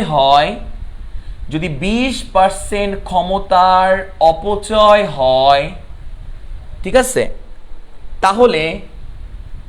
তাহলে ইঞ্জিনের প্রকৃত ক্ষমতা কত হবে? তাহলে ইঞ্জিনের প্রকৃত ক্ষমতা কত হবে? এইটা হচ্ছে আমাদের প্রশ্ন। তুলে নাও। আচ্ছা, তো আমাদের বলছে কি একটা ইঞ্জিন 200 মিটার গভীরের কূপ হতে প্রতি মিনিটে, তাহলে মেইনলি হচ্ছে এই হচ্ছে আমাদের একটা বিশাল মানে কূপ, এই কূপের নিচে পানি আছে, এই যে পানি আছে, তো কূপ থেকে পানি তুলবে একটা ইঞ্জিন হচ্ছে এই পানিগুলো উপরে তুলবে। তো এই পানিগুলো কতটুকু নিচে আছে, কতটুকু হাইটের নিচে, H ইজ ইকুয়াল টু বলা আছে হচ্ছে 200 মিটার গভীরে, তাহলে গভীরতা দেওয়া আছে 200 মিটার। এখান থেকে পানিগুলো হচ্ছে তুলে বাইরে বের করবে, একটা ইঞ্জিন বাইরে বের করবে। তাহলে বলছে যে কতটুকু পানি তুলবে? 500 কেজি। তাহলে স্মল এম মানে এখানে পানির ভর দেওয়া আছে, তো এখানে পানির ভর হচ্ছে আমার স্মল এম, পানির ভর। তো পানির ভর আমার দেওয়া আছে কত? 500 কেজি। তো লিখে নাও 500 কেজি আমার পানির ভর দেওয়া। তারপর কি বলছে? প্রতি মিনিটে, তাহলে টাইম দেওয়া আছে, টাইম টি, প্রতি মিনিট, প্রতি মানে 1, তাহলে 1 মিনিট দেওয়া, 1 মিনিট মানে অবশ্যই 60 সেকেন্ড, তাহলে টাইম দেওয়া আছে, টাইম 60 সেকেন্ড। তারপরে কি বলছে? আচ্ছা, এখানে আমাদের ইঞ্জিনের প্রকৃত ক্ষমতা, কার্যকর ক্ষমতা বুঝতে হবে। তো মনে করো এটা একটা ইঞ্জিন, তো এই ইঞ্জিনের গায়ে যে ক্ষমতা লেখা থাকে সেটাকে আমরা বলবো প্রকৃত ক্ষমতা। এই ইঞ্জিনের গায়ে যে ক্ষমতা লেখা থাকে সেটাকে আমরা বলবো প্রকৃত ক্ষমতা।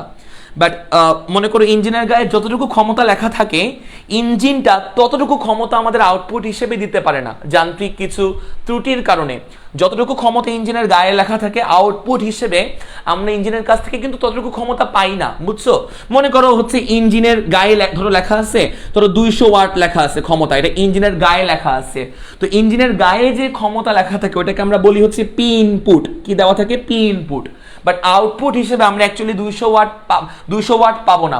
ধরো এই ইঞ্জিনের কাছ থেকে আউটপুট হিসেবে আমরা মনে করো পেলাম, সে ফর এক্সাম্পল এই 200 ওয়াট পাবো না, মনে করো আমরা 190 ওয়াট পরিমাণ পাবো। তাহলে যতটুকু আমরা পাবো এই ইঞ্জিনের কাছ থেকে, যতটুকু ক্ষমতা আমরা আউটপুট হিসেবে পাবো সেটা হচ্ছে আমার আউটপুট ক্ষমতা, তাকে আমরা পি আউটপুট দিয়ে প্রকাশ করতে পারি। বোঝা গেল ব্যাপারটা? তাহলে এই পি ইনপুটটাকে বলা হয় প্রকৃত ক্ষমতা। কি বলা হয়? পি ইনপুটটাকে বলা হয় প্রকৃত ক্ষমতা, যেটা কিনা আমাদের লেখা থাকে ইঞ্জিনের গায়ে, যেটা আমাদের লেখা থাকে, বাট ওইটুকু ক্ষমতা কিন্তু আমরা বাস্তবে পাবো না। তাহলে এইটুকু আমরা বুঝলাম। তো আমাদের বলছে যদি 20% ক্ষমতার অপচয় হয়, তাহলে ক্ষমতার অপচয় হয়েছে কত পার্সেন্ট? 20%। তাহলে নষ্ট হয়েছে 20%, বাট ক্ষমতার আমরা ইউজ করতে পারবো, ক্ষমতা কতটুকু ইউজ করতে পারবো? 80% ইউজ করতে পারবো। নষ্ট হয়েছে 20%, তাহলে 80% ইউজ করতে পারবো। তাহলে কর্মদক্ষতাকে আমরা ইটা দিয়ে প্রকাশ করি। তাহলে কতটুকু কর্মদক্ষ? 80% হচ্ছে কর্মদক্ষ। তাহলে কর্মদক্ষতাকে ইটা দিয়ে প্রকাশ করে, তাহলে ইটা ইজ ইকুয়াল টু 80% মানে 80 ভাগ হচ্ছে 100। তাহলে 80 ভাগ 100 মানে 0. কত বলো তো? 0.8। তাহলে ইটা ইকুয়াল টু কত? 0.8 আমরা পেলাম। ভালো কথা। প্রকৃত ক্ষমতা বের করতে বলছে, বলছিলাম প্রকৃত ক্ষমতা মানে আসলে ইনপুট ক্ষমতা বা পি ইনপুট আমাদেরকে বের করতে বলছে, পি ইনপুট। তো পি আউটপুট কত? তো আমরা আগে নরমালি পি আউটপুট আমরা জানি, পি আউটপুট, তো আউটপুট ক্ষমতাটা আমরা হিসাব করে বের করব। আমরা জানি পি আউটপুট বা ক্ষমতা ইজ ইকুয়াল টু ওয়ার্ক বা ডাব্লিউ বাই টি, আর এখানে আমরা নির্দিষ্ট উচ্চতায়, এইচ উচ্চতায় আমরা হচ্ছে কাজ করতেছি, তাহলে ডাব্লিউ ইকুয়াল টু হবে হচ্ছে এমজিএইচ, এইচ উচ্চতায় কাজ করতেছি এমজিএইচ অভিকর্ষজ বলের বিরুদ্ধে, এমজিএইচ বাই টি, তাহলে ডাব্লিউ সমান এমজিএইচ বাই টি। তাহলে এখান থেকে খেয়াল করবা এম ভর আমরা বের করব, তাহলে এটা লিখে নাও, এটা হচ্ছে আমার পি আউটপুটের ইকুয়েশন, এটা আমার পি আউটপুটের ইকুয়েশন এমজিএইচ বাই টি। তাহলে এইটুকু আমরা বুঝলাম। তো পি ইনপুট আমাদেরকে বের করতে বলছে, প্রকৃত ক্ষমতা বের করা মানে কি? পি ইনপুট বের করা।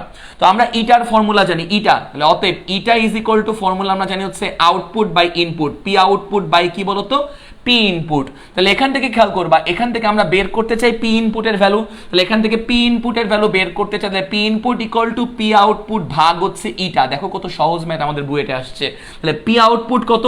এই যে P output MGH by t, তাহলে পি আউটপুট হচ্ছে এমজিএইচ বাই টি, আর নিচে আমার ইটা আছে, এই হচ্ছে আমার ইটা। তাহলে খেয়াল করবা এম এর ভ্যালু দেওয়া আছে, এম এর ভ্যালু, এই যে এম এর ভ্যালু দেওয়া আছে 500 কেজি, তাহলে এম এর ভ্যালু দেওয়া আছে 500 কেজি, জি এর ভ্যালু 9.8, এইচ এর মান কত? এইচ এর মান উচ্চতা দেওয়া 200 মিটার, উচ্চতা দেওয়া 200 মিটার ডিভাইড বাই টি মানে টাইম, টাইমের ভ্যালু কত দেওয়া?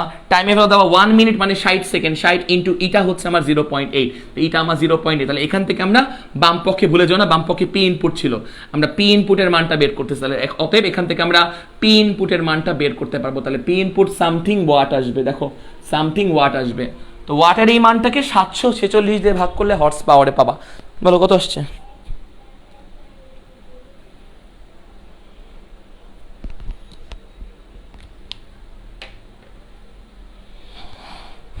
Jisan Fardin, thank you. কিলোওয়াটেও করতে পারো, ওয়াটে মান পাবা, 1000 দিয়ে ভাগ করলে কিলোওয়াটে কনভার্ট করতে পারবা।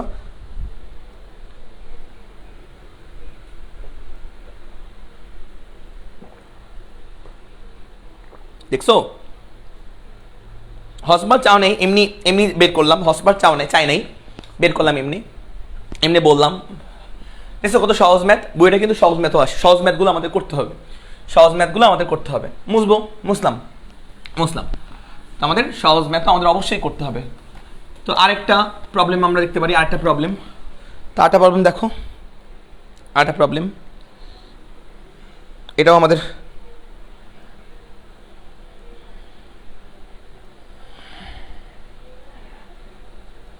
ওকে।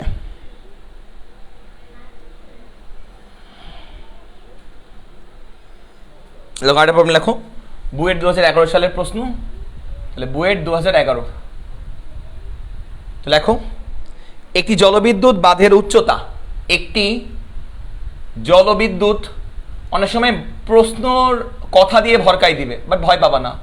জলবিদ্যুৎ বাঁধের উচ্চতা, বাঁধের উচ্চতা, একটি জলবিদ্যুৎ বাঁধের উচ্চতা দেওয়া আছে 10 মিটার, 10 মিটার। তারপর লিখবা 1 মেগাওয়াট বিদ্যুৎ উৎপাদনের জন্য, বিদ্যুৎ উৎপাদনের জন্য 1 মেগাওয়াট বিদ্যুৎ উৎপাদনের জন্য প্রতি সেকেন্ডে 1 মেগাওয়াট বিদ্যুৎ উৎপাদনের জন্য প্রতি সেকেন্ডে টারবাইনটির প্রতি সেকেন্ডে টারবাইনটির ব্লেডগুলোর উপর, টারবাইনটির ব্লেডগুলোর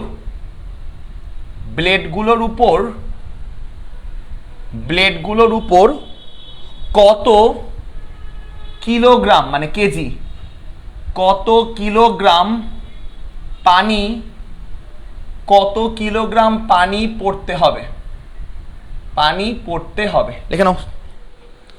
অনেক সময় প্রশ্ন এরকম ভরকায় দিবে, প্রশ্ন দেখে ভয় পেয়ে যাবে, ভাই জলবিদ্যুৎ মানে কি বুঝি না, এগুলো মানে বুঝি না, ভয় পাওয়ার কোনো কারণ নেই। দেখো কি দেওয়া আছে, উচ্চতা দেওয়া আছে 10 মিটার, তাহলে এইচ এর ভ্যালু দেওয়া আছে 10 মিটার, তাহলে এইচ ইকুয়াল টু দেওয়া 10 মিটার, কোনো ব্যাপারই না।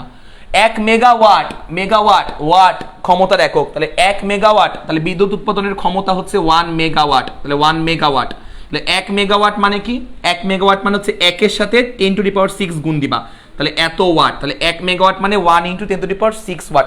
2 মেগাওয়াট বলে কি লিখতাম, 2 into 10 to the power 6 watt. আচ্ছা হয়ে গেল। প্রতি সেকেন্ড বলছে, প্রতি সেকেন্ড, প্রতি মানে কি, প্রতি সেকেন্ড, প্রতি মানে 1, তাহলে প্রতি সেকেন্ড, টাইমের ভ্যালু কত, টাইমের ভ্যালু প্রতি মানে 1, তাহলে টাইমের ভ্যালু হচ্ছে 1 সেকেন্ড।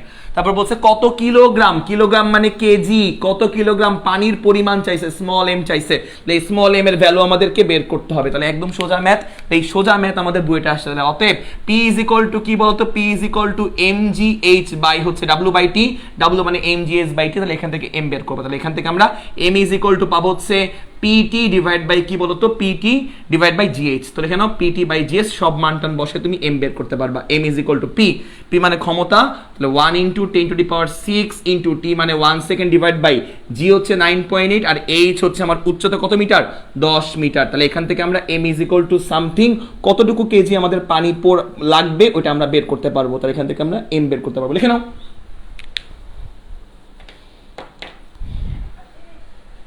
পিটি বাই জিএস লিখে নাও, পিটি বাই জিএস আমরা পারবো, এটা আমরা বের করতে পারবো।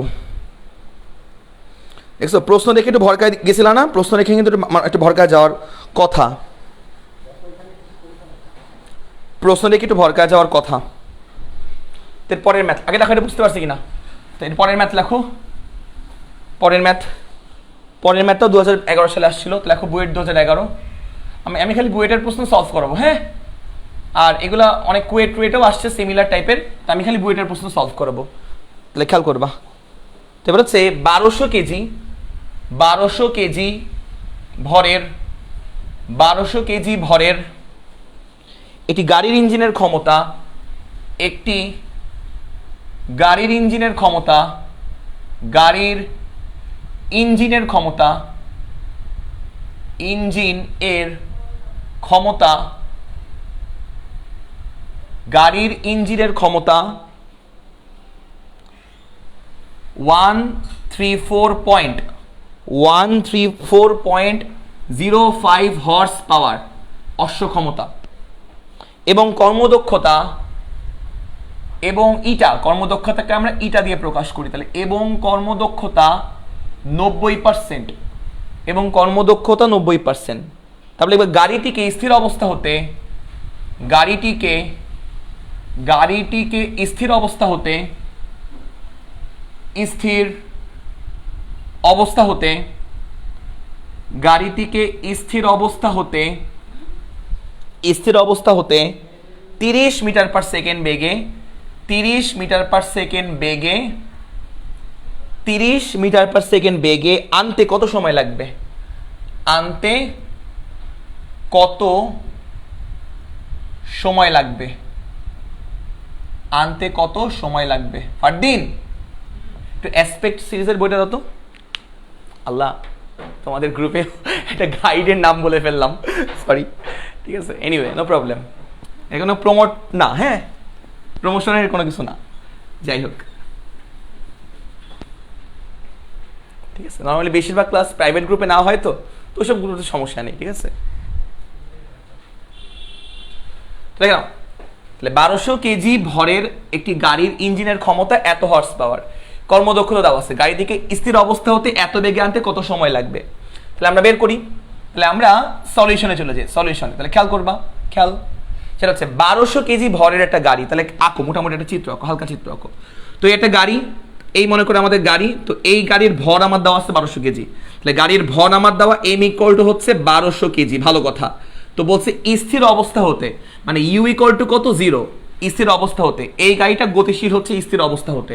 আচ্ছা, তো এই গাড়ির ইঞ্জিনের যে ক্ষমতা, এই গাড়ির ইঞ্জিনের ক্ষমতা দেওয়া আছে 134.05, তাহলে ক্ষমতাকে আমরা পি দিয়ে প্রকাশ করি, তাহলে পি এর ভ্যালু দেওয়া আছে 134.05, এত হর্স পাওয়ার, এটা ক্ষমতার মান আমার দেওয়া আছে, এত হর্স পাওয়ার। তো এবার খেয়াল করবা এটাকে ওয়াটে কনভার্ট করো, তাহলে হর্স পাওয়ারের মানকে বলো তো কত দিয়ে গুণ করলে ওয়াটে কনভার্ট করা যায়? হর্স পাওয়ারের মানকে 746 দিয়ে গুণ করবা, দেখবা এই মানটা ইজিলি আপনা আপনি ওয়াটে কনভার্ট হয়ে গেছে। তাহলে এই গাড়ির ইঞ্জিনের ক্ষমতা আমরা লিখলাম, ক্ষমতা কর্মদক্ষতা 90%, কর্মদক্ষতাকে আমরা ইটা দিয়ে প্রকাশ করতে পারি, তাহলে ইটা আমার দেওয়া আছে 90%, 90% মানে 90কে 100 দিয়ে ভাগ করো পাবা 0.9, তাহলে এইটা হচ্ছে আমার ইটার ভ্যালু।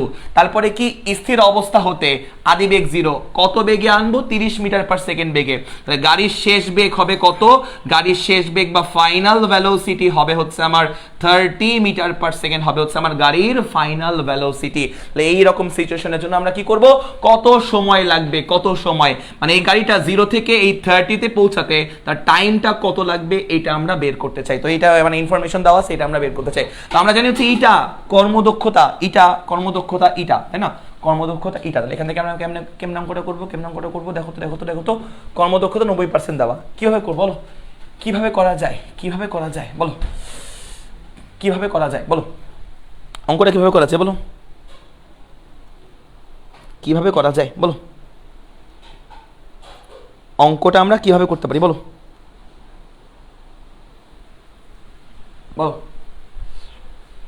আচ্ছা তো দেখো, তো আমাদের গাড়ির ইঞ্জিনের ক্ষমতা খেয়াল করবা, আমাদের গাড়ির ইঞ্জিনের ক্ষমতার একটা ভ্যালু কিন্তু দেওয়া আছে, এই যে ভ্যালুটা, এটা আসলে কি ক্ষমতা বলো তো?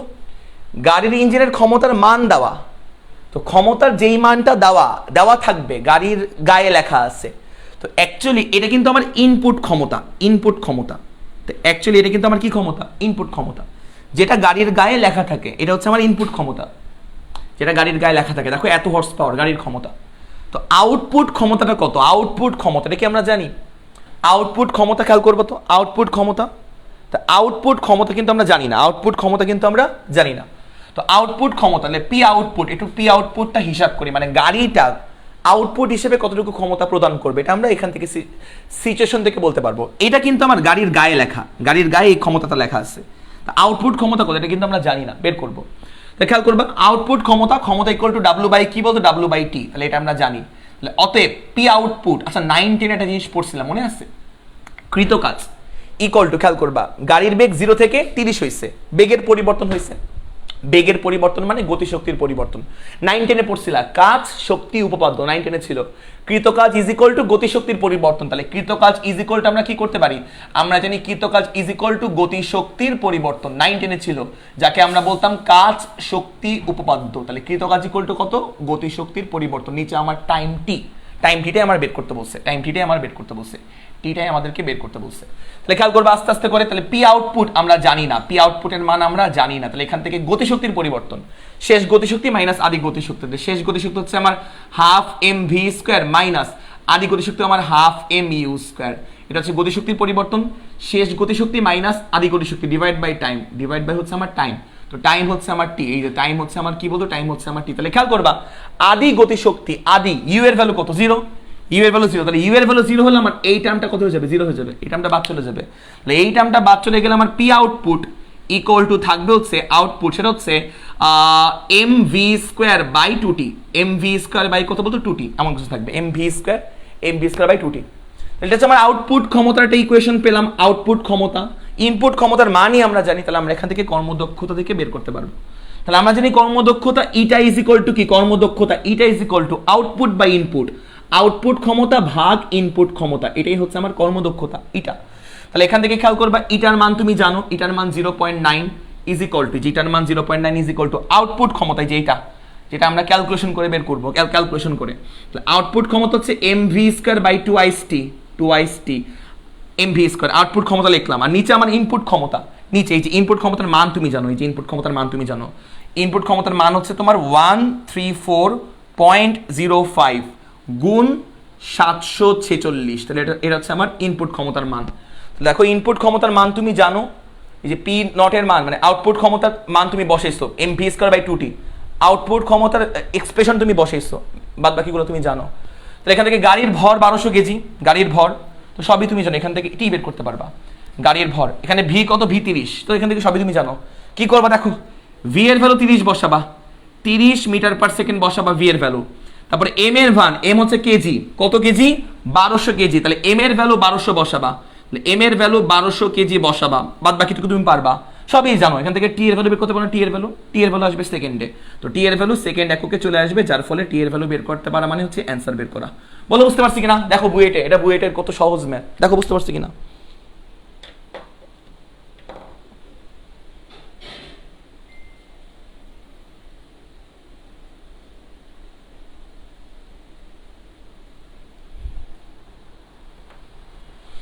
বলো বুঝতে পারছি কিনা।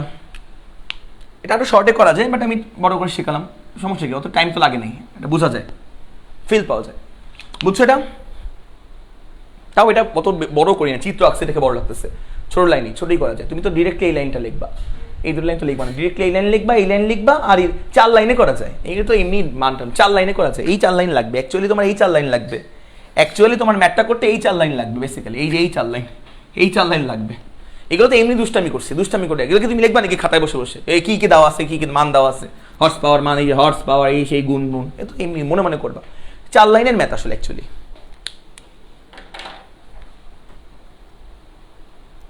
বুঝা গেছে না? আমার আরেকবার তো আরেকবার পানি, ঠান্ডা ঠান্ডা ঠান্ডা ছাড়া পানি খাওয়া যায় না।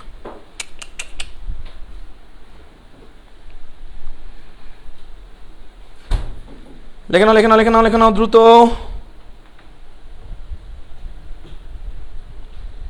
দ্রুত লেখে নাও। বুঝতে পারলাম কিনা বলো? আর একটা ম্যাথ করে শেষ করে দিব, বেশি পড়লাম না, হ্যাঁ অল্প পড়লাম। আর একটা ম্যাথ করবো, এখান থেকে অ্যান্সার যা আসবে টি এর ভ্যালু তাই বসাবা, এখান থেকে ক্যালকুলেশন করে অ্যান্সার যা আসবে তাই। আর একটা ম্যাথ করাবো, তারপর শেষ। আচ্ছা একটু দেখে নিই, বইটা একটু চেক করে নিই, আর কি টাইপের ম্যাথ, মানে আরও কোনো কঠিন টাইপের ম্যাথ বাকি রাখলাম কি না। আমরা এগুলো পারবা, ঠিক আছে। আরও হয়তো এখানে কোশ্চেন ব্যাংক সলভের আরও হয়তো ক্লাস আসবে, আমি তো আমার অনেক ব্যস্ত থাকে, নাহলে আমি আরও অনেকগুলো চ্যাপ্টার হয়তো নিতাম, আমার অনেক ব্যস্ততা থাকে, নিজের ব্যাচ থাকে, নিজের পার্সোনাল ব্যাচও আরও ব্যস্ততা থাকে, তো এইটা হচ্ছে প্রবলেম। আমি আরও চ্যাপ্টার নিতাম, বুঝছো, আরও চ্যাপ্টার নিতে পারতাম। তো এনিওয়ে, তো যাই হোক, ক্লাস কি তোমরা বুঝতে পারতেছো কিনা বললো তো একটু, নাকি আরও কী কী টাইপের কোশ্চেন। হ্যাঁ গভীর কূপ, এটা আমরা করাইছি, কূপের অঙ্ক। আচ্ছা ওকে ওকে ওকে ওকে, তো পারা যাবে। অনেক সময় এটা বলতে পারে, দেখো কুয়েটে আসছিল, কুয়েট 2012-13 সালে, কুয়েট 2012-13 সালে এরকম বলতে পারে, এরকম এরকম বলতে পারে। আমি থিওরিটা করাই দিই, থিওরি, তাহলে প্রশ্নটা তুমি পারবা, থিওরিটা করাই দিই তাহলে তুমি পারবা। কুয়েটে এমন একটা প্রবলেম আসছিল, কুয়েটে কুয়ার একটা প্রবলেম আসছিল কুয়েটে। দেখো কুয়েটে কেমন প্রবলেম আসছিল, কুয়েটে এমন একটা ম্যাথ আমরা করছি, কুয়েটে কেমন আসছিল খেয়াল করবা, কুয়েটে কেমন আসছিল। তো আমাদের একটা কুয়া ছিল, এই দেখো কুয়া, এই হচ্ছে কুয়া, তো কুয়ার নিচে পানি ছিল, এই যে পানি, কুয়ার নিচে পানি। আচ্ছা, তো এই পানিকে আমরা তুলবো, পানিকে আমরা, এই যে এই কুয়ার গভীরতা হচ্ছে এইচ, কুয়ার গভীরতা এইচ, তো এই পানিকে এম পরিমাণ ভরের পানি, যে এম পরিমাণ ভরের পানি, এই পানিকে আমরা ইঞ্জিনের সাহায্যে এইচ উচ্চতায় তুলবো, তুলতে কৃত কাজ কত, বা তুলতে গেলে পাম্পের কতটুকু ক্ষমতা লাগবে। তো ক্ষমতা পি ইজ ইকুয়াল টু, খেয়াল করবা, পি ইজ ইকুয়াল টু কৃত কাজ বাই সময়, জানি কৃত কাজ বাই সময়। তো আমাদের যদি প্রশ্নে বলে এম ভরের পানি জাস্ট আমরা এইচ উচ্চতায় তুললাম, এই জায়গায় রাখলাম, তাহলে জাস্ট এইচ পরিমাণ উচ্চতায় তুললাম, তাহলে এক্ষেত্রে কৃত কাজ হবে আমার mgh by t, mgh by কি বলতো টি। বাট যদি এমন হয়, এরকম বলে যে আমরা এম পরিমাণ ভরের পানি এখান থেকে এইচ গভীরতা হতে এইচ উচ্চতায় আমরা তুললাম, খেয়াল করবা, এইচ উচ্চতায় আমরা তুললাম, এম ভরের পানিকে জাস্ট এখান থেকে এইটুকু তুলতে যতটুকু ক্ষমতা লাগবে সেটার formula mgh by t, just mgh by t. But যদি এমন বলে যে কুয়েটে যেটা বলছে যে এম ভরের পানিকে এইচ গভীরতা থেকে তুলে দেন ছুঁড়ে মারতে, দেন নির্দিষ্ট বেগে ছুঁড়ে মারতে, নির্দিষ্ট বেগ মানে ভি এর মানও দেওয়া ছিল, ভি এর মানও দেওয়া ছিল, ভি বেগে ছুঁড়ে মারতে, তাহলে দেখো পাম্প দুইটা কাজ করবে, পাম্প দুইটা কাজ করবে, একটা এম ভরের বস্তুকে এখান থেকে তুলবে, তুলতে কৃত কাজ একটা হবে, আরেকবার পাম্প ঝাড়ি মানে ধাক্কা মারবে, এই এম ভরের পানিগুলোকে ধাক্কা মারবে, মানে এক্সট্রা করে গতি শক্তি প্রদান করবে, তখন কৃত কাজ হবে mgs plus half M v square. সব মানটান দেওয়া ছিল কুয়েটের ম্যাথটায়, সব মান দেওয়া ছিল, জাস্ট পি বের করতে বলছিল, জাস্ট এক্সট্রা করে হাফ এম ভি স্কয়ার যুক্ত হবে যদি বলে যে এম ভরের পানিকে কুয়ার গভীর থেকে তোলার পর যদি ছুঁড়ে মারা হয় নির্দিষ্ট বেগে, তখন পাম্পের ক্ষমতা কত। তো কৃতকাজের জায়গায় এক্সট্রা করে আমার গতি শক্তিটা যুক্ত হবে, কারণ পাম্প দুটা কাজ করতেছে, নির্দিষ্ট গভীর থেকে এইচ উচ্চতায় তুলতেছে, তুলতে কৃতকাজ এমজিএইচ প্লাস ছুঁড়ে মারতে কৃতকাজ গতিশক্তির সমান হাফ এম ভি স্কয়ার। এমন বুঝতে পারতেছো?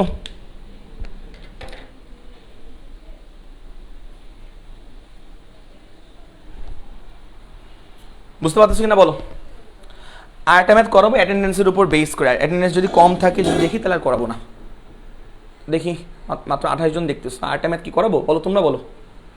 আর একটা ভালো একটা দামি ম্যাথ করাতে চাচ্ছিলাম, কিন্তু তোমাদের অ্যাটেন্ডেন্স কম, তাহলে নাই করাই।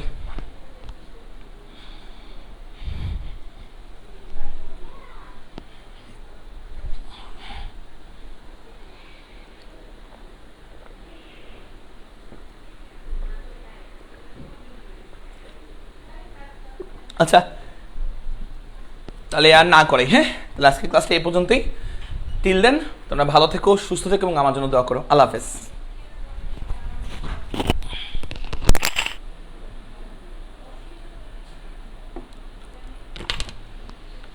লাইট বন্ধ করে দাও।